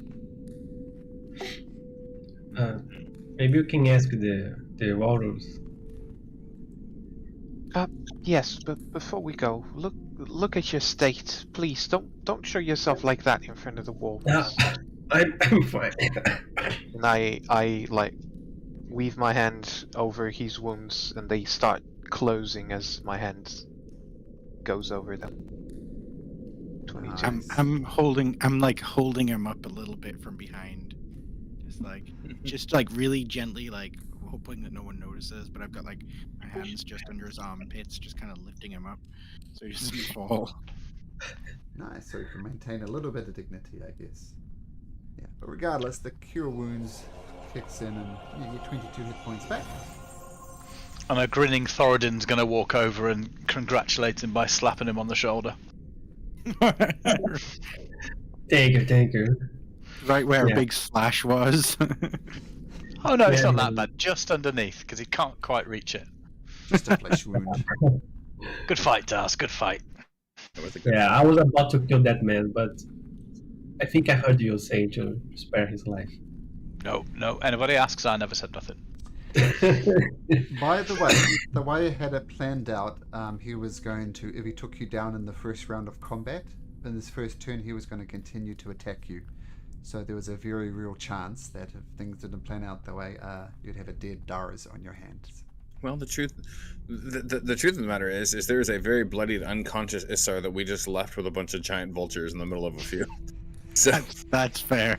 I mean, he's probably not getting up. Let's just be honest. Could be we just pass cruelty as well then. Ooh. Oh. Yeah, speaking of, if you're heading there next, I really think you're better off without me.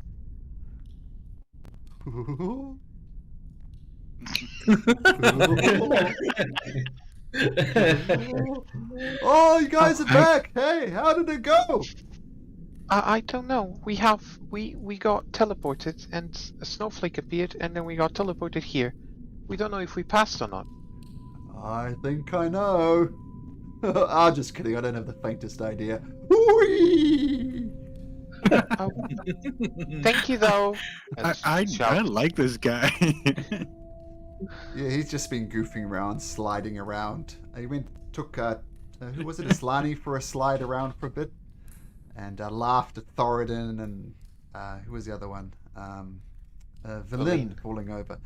So Islani, as you come forward, looking noble, make me a dexterity check, acrobatics check, please.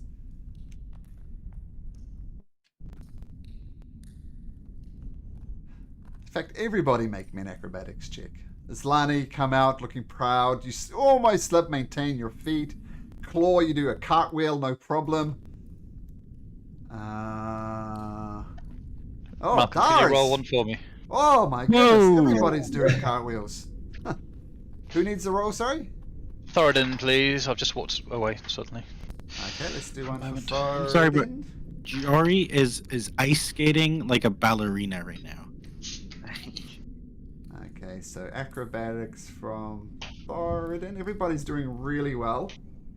Here we go then. Purposely setting up. As whole thing. Oh, Thoradin survives. Perfectly valid. Yeah. Blink comes out and says, well, it seems the Knuckleheads has somehow stumbled into succeeding again. Can't believe it. The other tactics you people use. And she maintains her feet. I'm really hoping she wouldn't. She's not as Well, I gotta ask, Verlaine, you always got a lot of criticism, but what would you have done? I would have attacked this wolf man without mercy. I don't know why we held our shots back. It seems the test was preservation. The child seems to be preserved. Why did we muck around? Just kill the damn creature. We don't know that. Perhaps the task was to preserve both, and I think that's we why we preserved passed. it a lot faster, taking out one target than having to take out like 6 or 7 or how many birds there were. We don't For know the birds someone, would have attacked. for someone so well read and versed with books, I'm surprised you don't know the word preservation very well. Oh, you could be right. Maybe the test was to preserve both of them. It seems that we had one person bent on destruction and one child that needed protection. Seems pretty obvious to me, and you're just mixing words. I think you all know what the correct test was. Preserve the life of the child, which required the death of that man. Seems foolish to me. Well, Has I see no. has she? Oh, gone. Oh, go ahead. No. You know what? It was me last time. It's your turn this time. Well, I see no point in us arguing. Where should we go next? The sooner we do these tests, the sooner we get out, and if we do it before Frost Maiden comes back, then we avoid fighting and confrontation. Well, That's you are what I right, Aslani. I think we need to focus on the task, stop this arguing. But I do think we make a good team. Perhaps I'm the cynic that the group needs, and you're the optimist that the group needs. A good balance, I believe.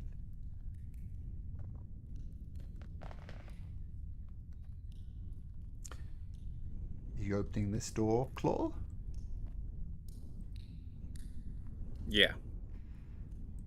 Okay, Just so walking very over. similar to the other room with the ice on the walls is etched with elaborate panoramas of winter scenes. And once again, on this back door, not sure if you can quite see it yet, but you will soon, is a snowflake inscribed above the door. And above the door, it also says cruelty as well. So it says cruelty on this door and cruelty on this door. And you would take note, the last time when you opened this door, you got teleported to the wilderness. And do we know that Aurel likes cruelty, or does she find it like in the wisdom and everything we've learned about Aurel? Do we know anything about her enjoying cruelty? Thinking it's a worthwhile She's pursuit? cruel because winters are harsh and can be cruel, and she embodies all that kind of stuff. This is That makes exactly what the walrus said to you. Ah, okay. Oh, you guys going to do cruelty next? I'm Fantastic. gonna stay here and slide with you if that's okay. I know I'll fail this one, so Okay, let's go. Whee! Make me an acrobatics check, Islani. See how cool you look. not cool at all, I think. No, terrible. It's like Torval and Dean, but without one of those two. Well, I'm all up for cruelty. This is where I can help the group, while Islani will play with ice skating walruses. Dars, are you coming? Yeah, of course, Oduma. Wait for me. I'll be here once you pass to mend your wounds, guys. And Jody, come. Slani, are you sure we could probably use your check-in influence over here? You stand a better chance without me. Yeah, Dars gonna say maybe you are misinterpreting it. Maybe it means that we need to save someone from cruelty. No. Don't you want to help someone that is suffering from cruelty? Look, I feel like I shouldn't go with you, so I'm sure you'll be fine. I think you might be right, Dars. This one is an aspect of the Frost Maiden herself. She isn't gonna want us to go against that, I would have thought.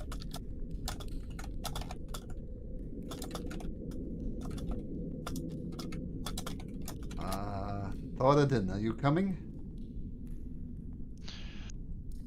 Yep, I will. I'll be with you. So I take it as everybody except for Islani. Yeah. Well, Now think so. it's me drinking mayonnaise and watching. Yeah, you is guys. is Tooth coming on this one? Yep. I see her over here, so Right. yeah. Well, time to be cruel. Why don't you open that door, Claw? Claw will go and open the door. Okay, so you open the door, and once I'm again, just- yep. I'm just keeping a weather eye on Verlaine. Okay, sure. So watching her extra closely to see how cool Yeah. she could possibly be. Not even that. Just like if she seems to be making any moves against me, Okay. and if Got she's it. doing anything, like any sleight of hand sort of stuff or anything like that. Got it. By the way, Malcolm, when they go in, do I see them disappear, or do they go into do they fall to the ground? You see this entire chamber, right up to where Thoradin is, just enveloped with snow. Just snow so thick you can't see through it. And eventually the snow fades away and you don't see any of your companions. Cool. Okay, so your surroundings, the rest of you, vanish in a flurry of snow. When your vision clears, you find yourself standing at the edge of a camp, its chest holding fast against a raging blizzard. And it's cold. It's super cold. You know you're not going to survive out here for long. But there are tents. What do you do, Knuckleheads? Yes, we stretched around it. Does it look just like the other? Nope. Nope. It's different. One thing, the weather is a lot worse. But even in this tents, this is a different style of tents. A lot of the tents bear the markings of a bear.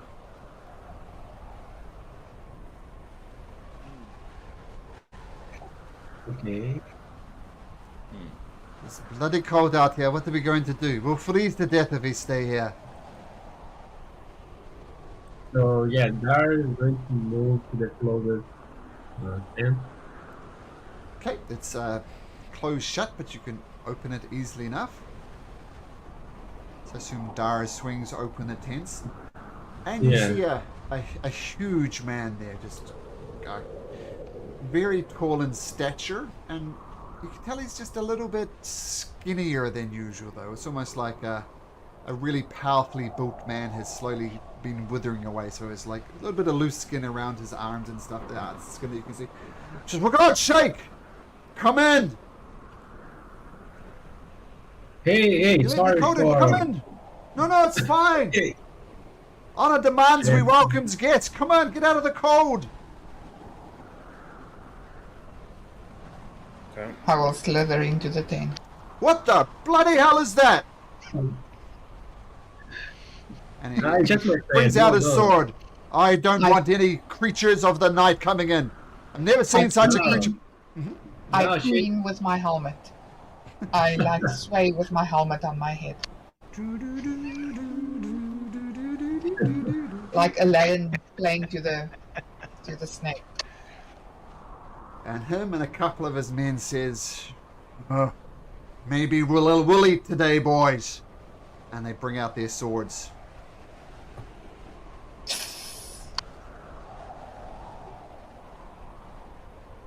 You do not seem worried that there's a giant snake with you. Is it an ally? Yeah, it's our friend. Relax. Make a persuasion check, Dars.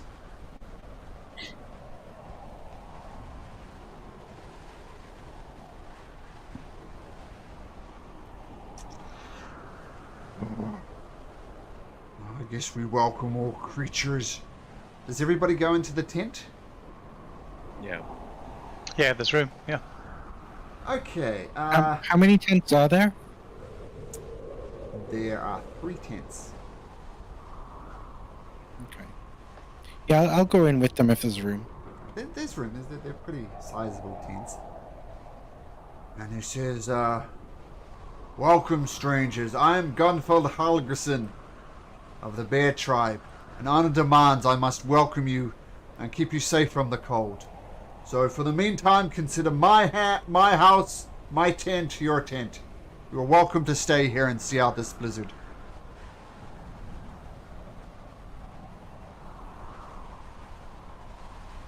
there any fire? Thank you very much for your hospitality. There is a fire burning. It's not giving off a lot of heat, and the smoke drifts through kind of a small hole at the top of the tent. I will try and move towards the fire to lie in front of the fire. Okay, but it warms slightly. It's barely enough to keep the cold at bay. And he says, while I welcome you here, times are not good for the bear tribe. You'll notice we have no sled dogs, and on the outside you notice sled dog sleds, but not the dogs itself. Unfortunately, during this winter and this blizzard in particular, which is never ending, we've had to make some drastic decisions, and quite frankly, I don't want to spell it out, but let's just say we don't have any sled dogs anymore. So even if this blizzard does pass, we're still going to be at the very best without our sled dogs, which is a major blow. But shall we say we dealt with the dogs about a week or so ago, and we're getting desperate. And you look around, and this guy Gundvald has got a bit of life to him, but you see about 3, 4, 5 other people around there, and they're just curled over. They barely acknowledge your presence. They're kind of rocking back and forth and groaning, and you look at them and they look just emaciated, very, very thin and miserable. And then you look at this guy Gunvald, and as I said, he's a very muscular man, but now he's a bunch of sagging skin almost, as his muscles have melted away. We're faced with the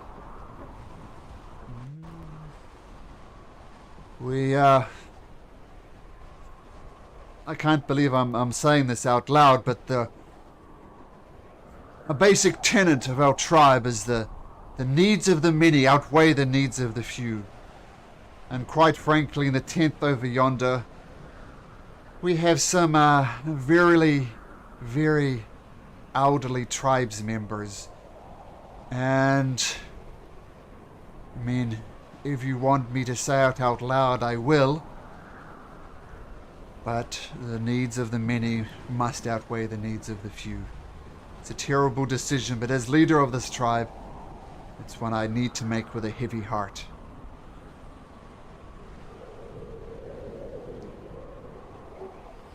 But are you looking to eat these elderly people?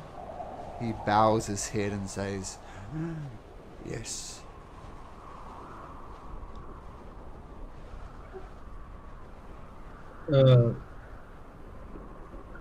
I mean, it's not much, but I have a few rations here with me. And I'm going to start to grab from his backpack some rations, and he said it's dry food, but what? I'm missing the point. No, do Dars. Gunvald Yeah, says, thank you, friend. I will distribute this as best I can. And he gives some food to the people here who take some. Presumably he goes to the tent with the elderly. And he comes back, thank you, that is great. Now we just pray that this blastus winter will end. Can I follow along to see which tent it is? Yeah, there's 3 tents. You notice the second tent, the tent is just flapping open. There's obviously nobody inside. And there's 3 very elderly, sick-looking people there, similarly curled up into a ball. Some of them, 2 of them take the rations, and one of them is too weak to even do it. And the king tries to feed her, or the chieftain tries to feed her, and she just doesn't take it. Where's the rest of the tribe? There's like a chieftain and then 3 sick elderly people and only 3 tents. Where's everybody else? And there's also in the tent that you're in, there's four people similarly sick. So I guess that's a total of 9. 4, 5, 8. 8. Wow. 4, 6, the 3 elderly and the chieftain. So as everyone's heading back to the main tent, can I grab Elaine and sort of keep her outside for a second? What is it, Jody? It's bloody cold out here. What do you want? Well, so cruelty's the name of the game here, right? Yeah, I do not think Daz is a kind-hearted man and a valuable ally. If this is indeed a test of cruelty, he was not cruel. What do you think, jury?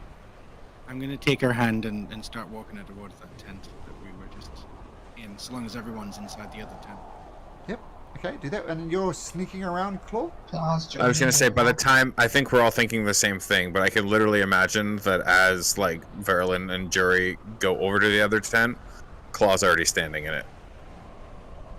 Okay, so you get there a little bit before. What do you do, Claw? Yeah, well, Claw left while Dars, when he said like you're missing the point and everybody was being Oh, nice. I see that. Yep. So you Claw arrived left, before and then- before Jory and Villain. Yeah. What do you do?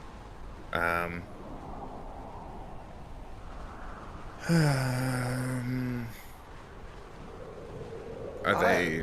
Are They're you sick here- and old, but are they? They're sick and old. defenseless? They're lying on the ground, kind of. One of them doesn't respond to you, but one elderly lady comes up. Oh, are you here to save us, friend? Do you have any food, water, anything? I'm scared. I'm afraid. I don't want to die like this. Are you here to help us?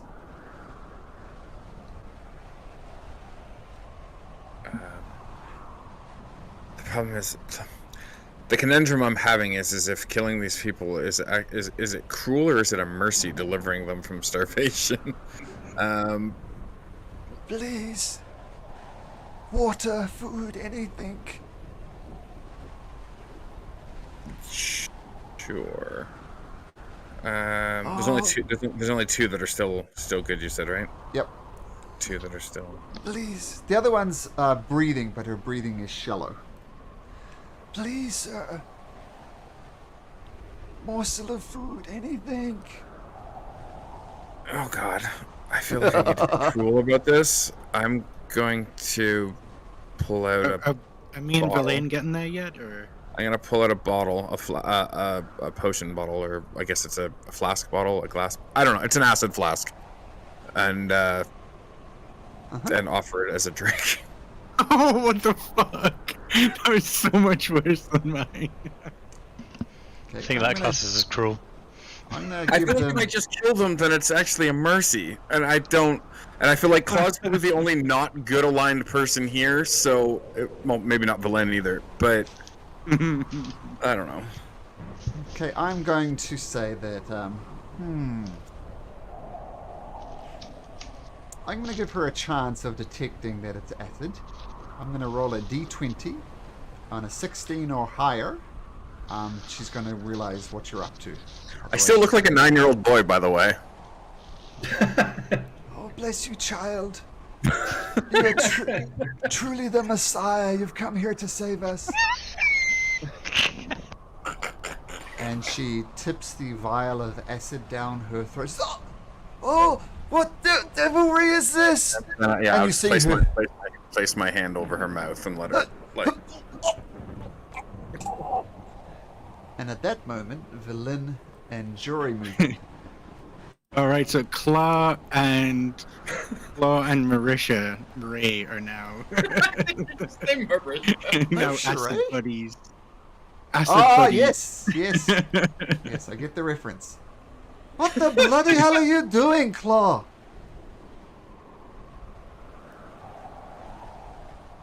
The weirdest shit-eating grin of, like, a 9-year-old kid looking up at you with like hands in the cookie jar, but there's still like acidic smoke coming off the face of this like woman or man or whoever it was.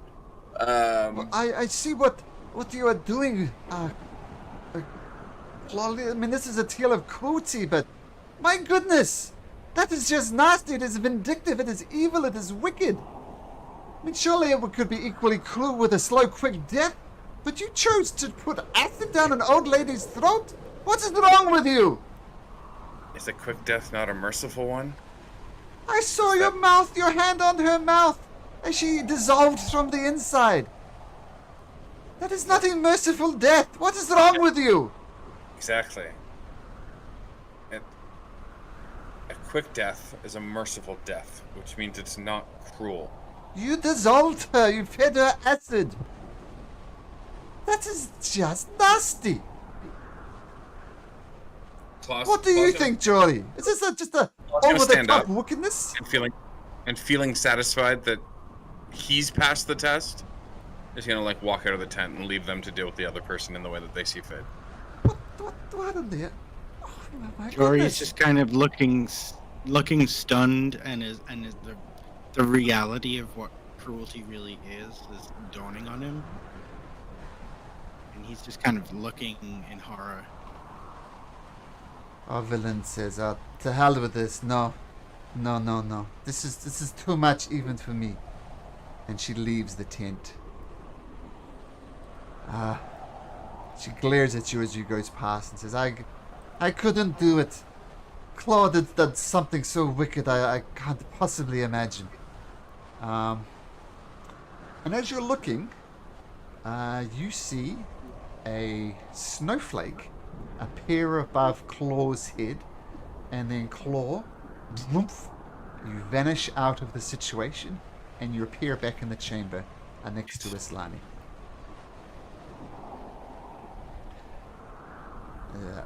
He killed one of them in the most wicked way I can possibly imagine. Jory is in there now. I did notice when he did it. He got that snowflake over his head and he disappeared. Did not do such a thing. Jory, you're in the tent by yourself. Just continuing to stare in horror at the probably still convulsing body. You notice parts of her throat have dissolved, and you can see kind of the back of her spine. Okay. By the way, what's I love happening the with Monty. the other people in there, by the way? Yeah, I just want to say I love the Monty Python reference. He's not the Messiah. He's just a very naughty boy. Fantastic. Who had the mayo? That's what Claw comes back to. Shut the mayo. So in the room there are two elderly people there. One is just staring in horror at the scene before, and the other one is passed out but still breathing. Oh, why did he do that? Oh, and if you want to kill us, just kill us, but you don't need to be cruel about it. What are you going to do? You going to pour acid down my throat too? No, I don't think I can do that. Do you have food?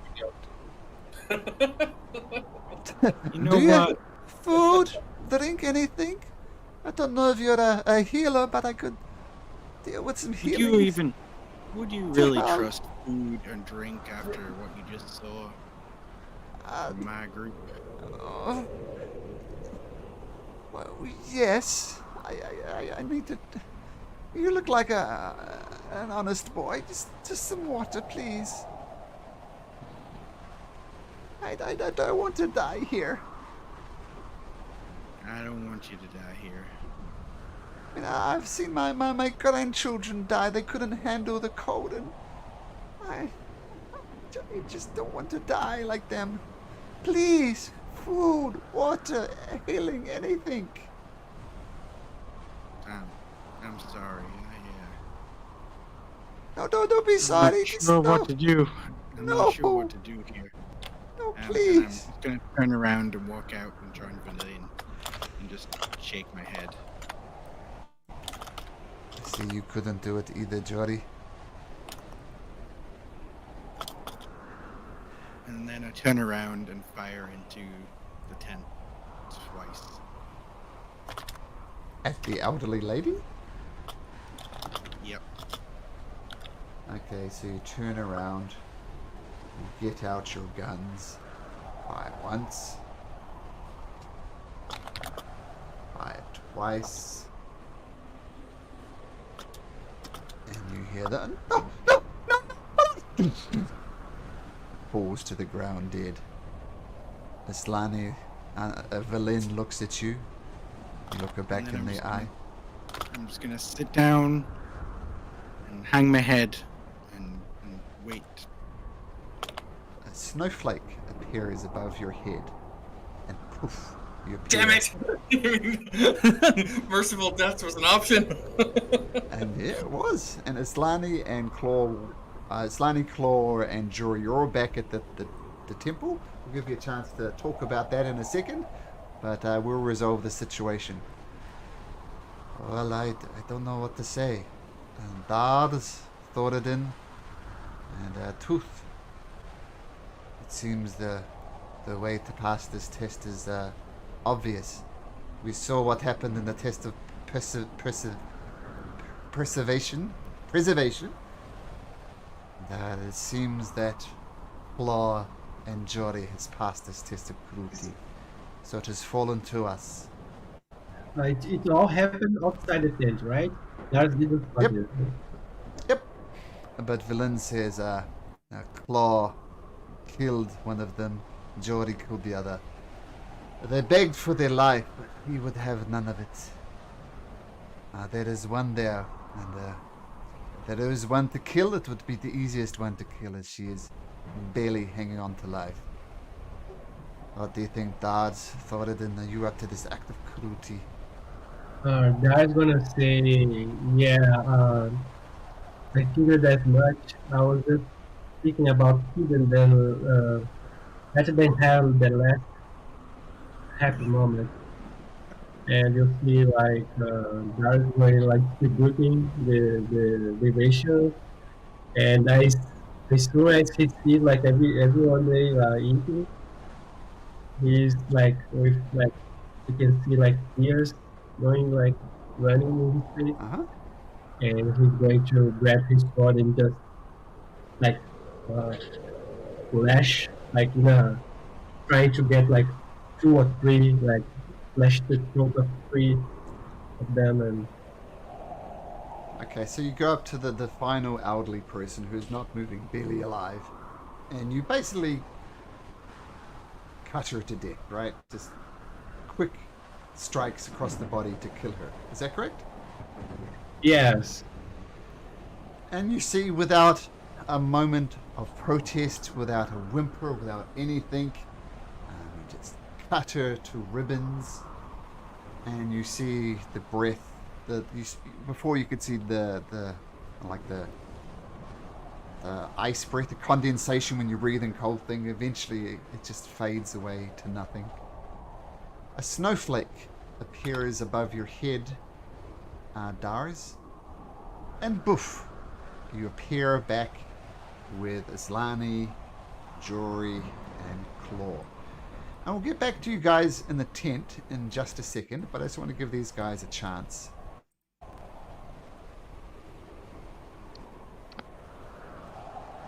You mean Yep. us back at the... Yep, Islani, Dars, Jory, and Claw. Claw, did you pass? What happened? You seem okay. I'll just sort of says, or I say, we did what needed to be done to get past this damn test. Let me carry the weight of Claw, you've gone super quiet for me. I don't know about everyone else. Yeah. Is it? Oh, is it? I'm literally right next to the mic, Christine. But just give me a second. Oh yeah, I can't hear your belly at all. We can't hear I you. don't know why. Can't That's even hear better. you from here. Okay, I don't know why it's. That's better. That's much better. He says, I did what needed to be done to pass this damn test. I'll carry that burden to spare those like you. I don't know. I'm for sure knew that I would fail, so I commend you for being brave enough to take the test. When Jory poofs in, Claw actually turns and gives just a hint of, I'm surprised. Especially given the reactions that they had after I had done my thing. But he doesn't say anything else. He's very adamantly wanting to spare the details of anything that happened from Islani. I'm glad you two made it, and you look okay. You could do me one favor, Islani. All you need, anything. Please don't ask me to speak of this. I'm just gonna kind of slip and slide away.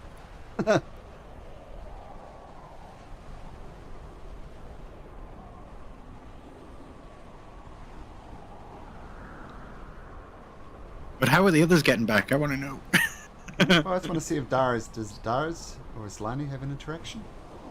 I wonder if the others are going to make it though. Do you know? Are they still there? Are they okay? Last time you saw them?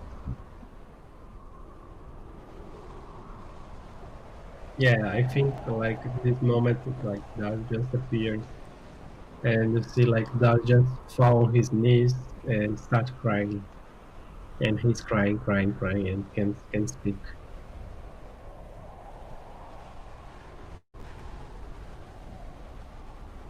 After 10 minutes or so, the rest of your companions teleport back. They do return.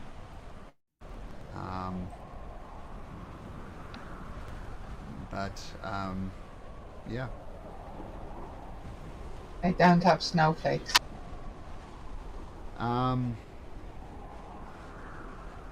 No, the comeback, the snowflakes was. So what the rest of you see who remained behind, as these people disappeared, I'm going to say a black snowflake appeared above their head, and then they disappeared. You notice, well, actually no, white snowflakes appear above their head, and they vanish back to here. And you wait a while wondering what the hell you can do, and then black snowflakes appear above everybody else, and you appear back here. So there's something different that happened to Claw, Jory, and Dars and the rest of you. And you do notice a massive red dot on each of their bodies as well. You wonder what the hell that is.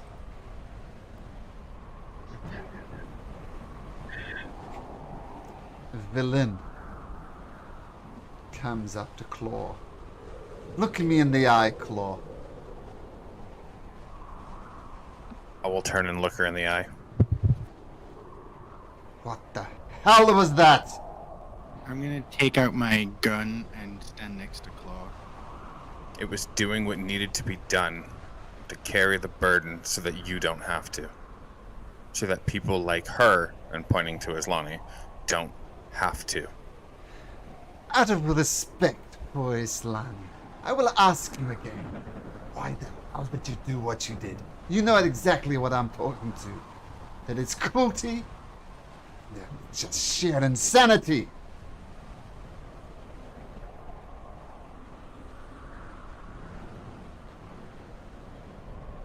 Islani will intervene and put herself between them two. But protect Claw and look at Valine. I don't know what Claw had to do, but he did it for you. And we're all here for the same cause. Again, arguing is not going to help us get closer to what we really want. I don't want to know what both of you had to do to pass the test. I don't care. What I do care is you're here and you did it. Let's just focus on the last tests that we have to do. Jory did what he needed to do. He didn't need to do it being a psychopath. Dawes did what he needed to do without being a psychopath. But this madman over here decided to bring to a most vicious killing imaginable.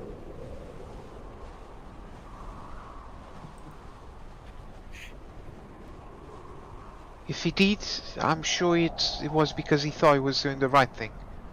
I've never seen Claw acting out of evilness. You did not see what I saw in Slani. Well, I'll change my mind when he changes my mind. And he's clearly troubled by it. So he should be. I should haunt him to the grave. And she storms away. Are you okay, Claw?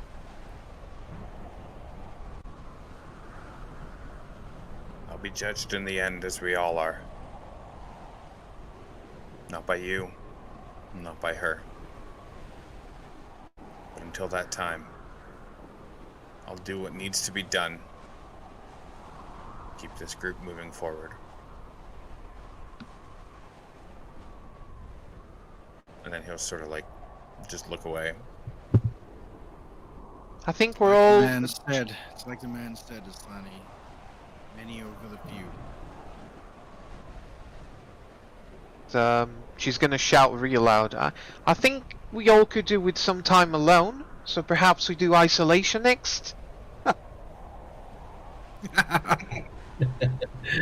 Good idea. I'm just gonna walk guys. around. We're halfway through. Around and I'm behind Verlaine and I'm just watching her the whole time.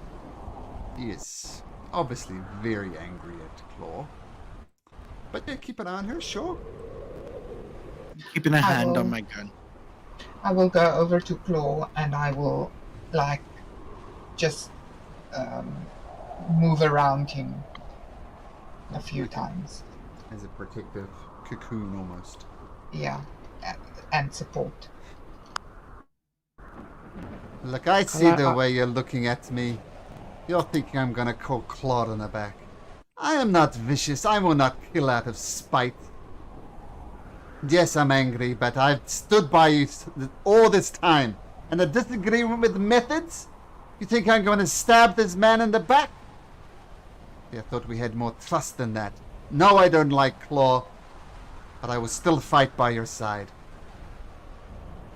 I find it interesting, someone who was so happy with cruelty not long ago. There's been such a strong reaction. There is... You saw what he did. I'm surprised you're not as upset as I am. Many over the few, Verlaine. That's what this is all about. We gotta win her to stop. You know we could have accomplished that without the psychopath. We didn't know that till I took my shot. As far as we know, he could be right. It could have been all about cruelty. I took a chance. I risked a woman's life on a guess. You killed someone knowing full well they're going to be eaten. That's it on your conscience as well. You're an active participant in cannibalism. You enabled cannibalism. It's true, and you stood there and you watched, Verlaine. You did nothing. And you've done nothing on half of this stuff. Keep on walking. I'm watching you. She glares back at them. Ooh, tensions in the party. Love it. Zlani will open the door as she say, "Well, I skipped the last one. It's only fair if I go in first." They're very similar scenes to the other ones. You see, panoramas of winter scenes etched onto the wall. You see isolation written on this wall as well. Now, we don't need to worry about the map. Is anybody not going in for the test of isolation?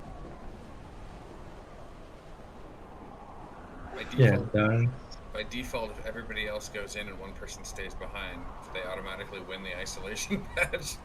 Yeah, Dars could be a good one to stay behind, considering the amount of damage he took in the first test. Yeah. Yeah. Okay, fine. Let's say that Dars is not emotionally like able to do. Like you see, like Bones is licking his face, like try to lick the tears that is still pouring out of his eyes. Okay. So, Dars, you're staying behind? Yeah.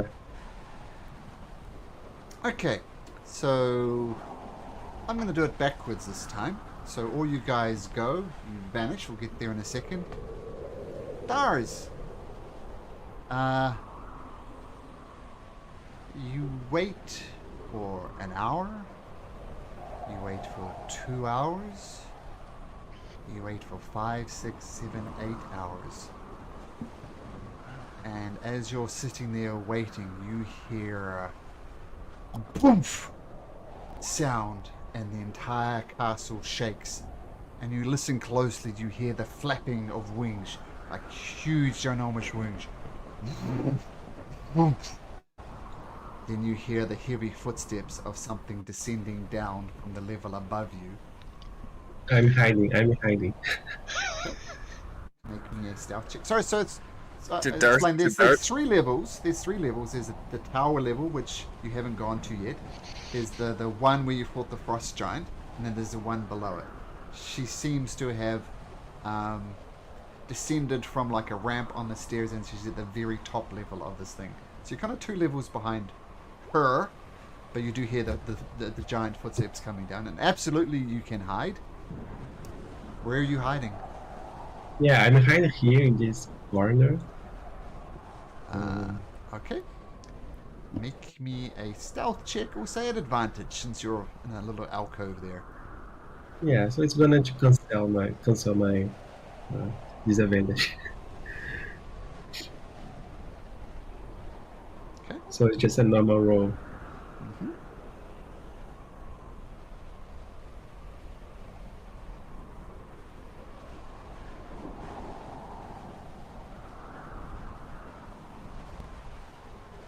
You're killing us. Oh, there you go. That's right. He gets advantage, right? So So whatever. good. That No, he is his has. advantage. That was with advantage? Because he's actually disadvantaged, so it's just a right, normal so roll. straight roll. You hear Well, the technically- footsteps Technically, he descending. can take a long rest while in his armor anyway, so maybe he didn't. You hear steps. Boom, boom, boom, coming down the level. And then boom, boom, boom. They come down the level again. Can I talk to the walrus? That war's holding a freaking spear. Oh no, it's part of a picture. Never mind. I just looked at it and I was like, "Dude, these Yeah, things are I'm gonna ask the walrus to help me hide and not tell the. Oh yeah, that I'm here. Oh dear. Oh, we got a friend. Out and show yourself. You are in my lair. I see earth. Come out. Wow.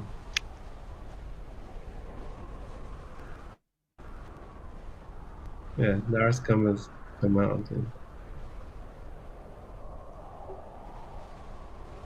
So you finally show up. Nice house.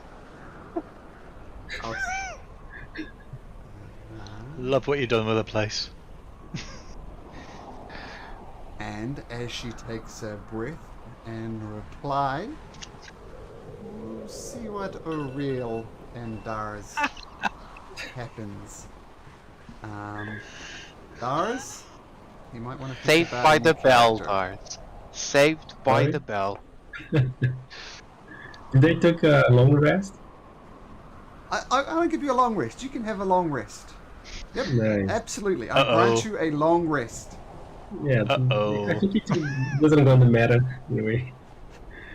You have a long rest.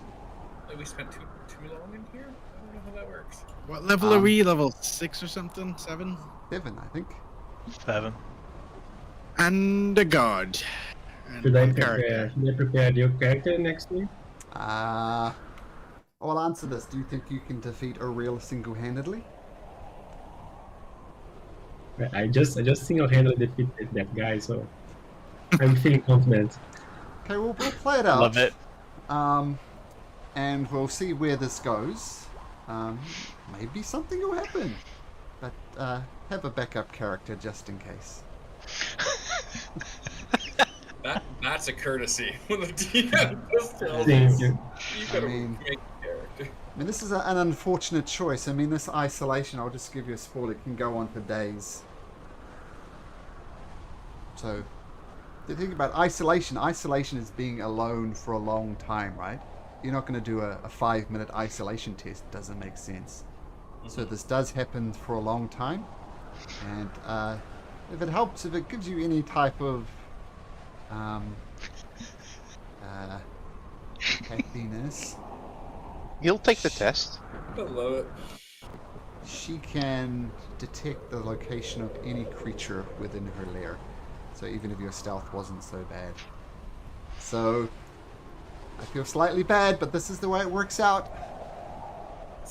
So, is she just determined, like, she's supposed to just arrive in the middle of us doing these tests? And Whoa. and is it just because... So I don't feel like we, like, lingered or took too long here, but... Oh, oops, I didn't mean to hit that button. But, Yeah. Can I head call a little Not bit? necessarily. I was going to roll a dice when you came back from the isolation to determine if she was here or not. Gotcha. But as I said, this isolation test goes on for days, and it's just unfortunate that that one person's behind. Is that possible? I had to call a little bit. possible. What, sorry? I had to call a little bit. Can I say, like, instead of hiding here, can I say that Dars just went to the isolation room and opened the door? You're in the middle of combat, you can just run through the door and get to the isolation thing because you know it's going to take you anywhere but here. I think that's a fair compromise. So we'll run it. If you manage to get to the isolation door, then that will be good. If you don't manage to get to the isolation door, then... But can I say that Dars is at least here because he heard she come down?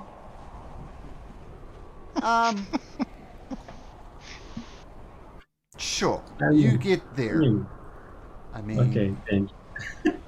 We'll pick it up from there.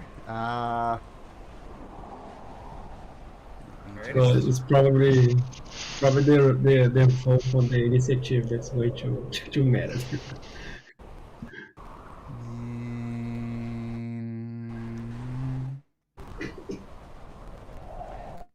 We'll get to this next week. But once again, come up with a backup character. Chances are still slim. Very slim. Okay, well on that rather depressing note, not only the pickle that Darius has got himself into, but the pickle that Claw has done. Darius has done as well, but maybe Darius's inner debate will end, and Jory as well. That was quite an intense episode, guys, but enjoyable. But let's pick this up next week. I do have to dash though. But thank you very much. We'll see you guys next week. Thanks, Malcolm. Okay, bye. Thanks very much, Thank guys. you. Bye.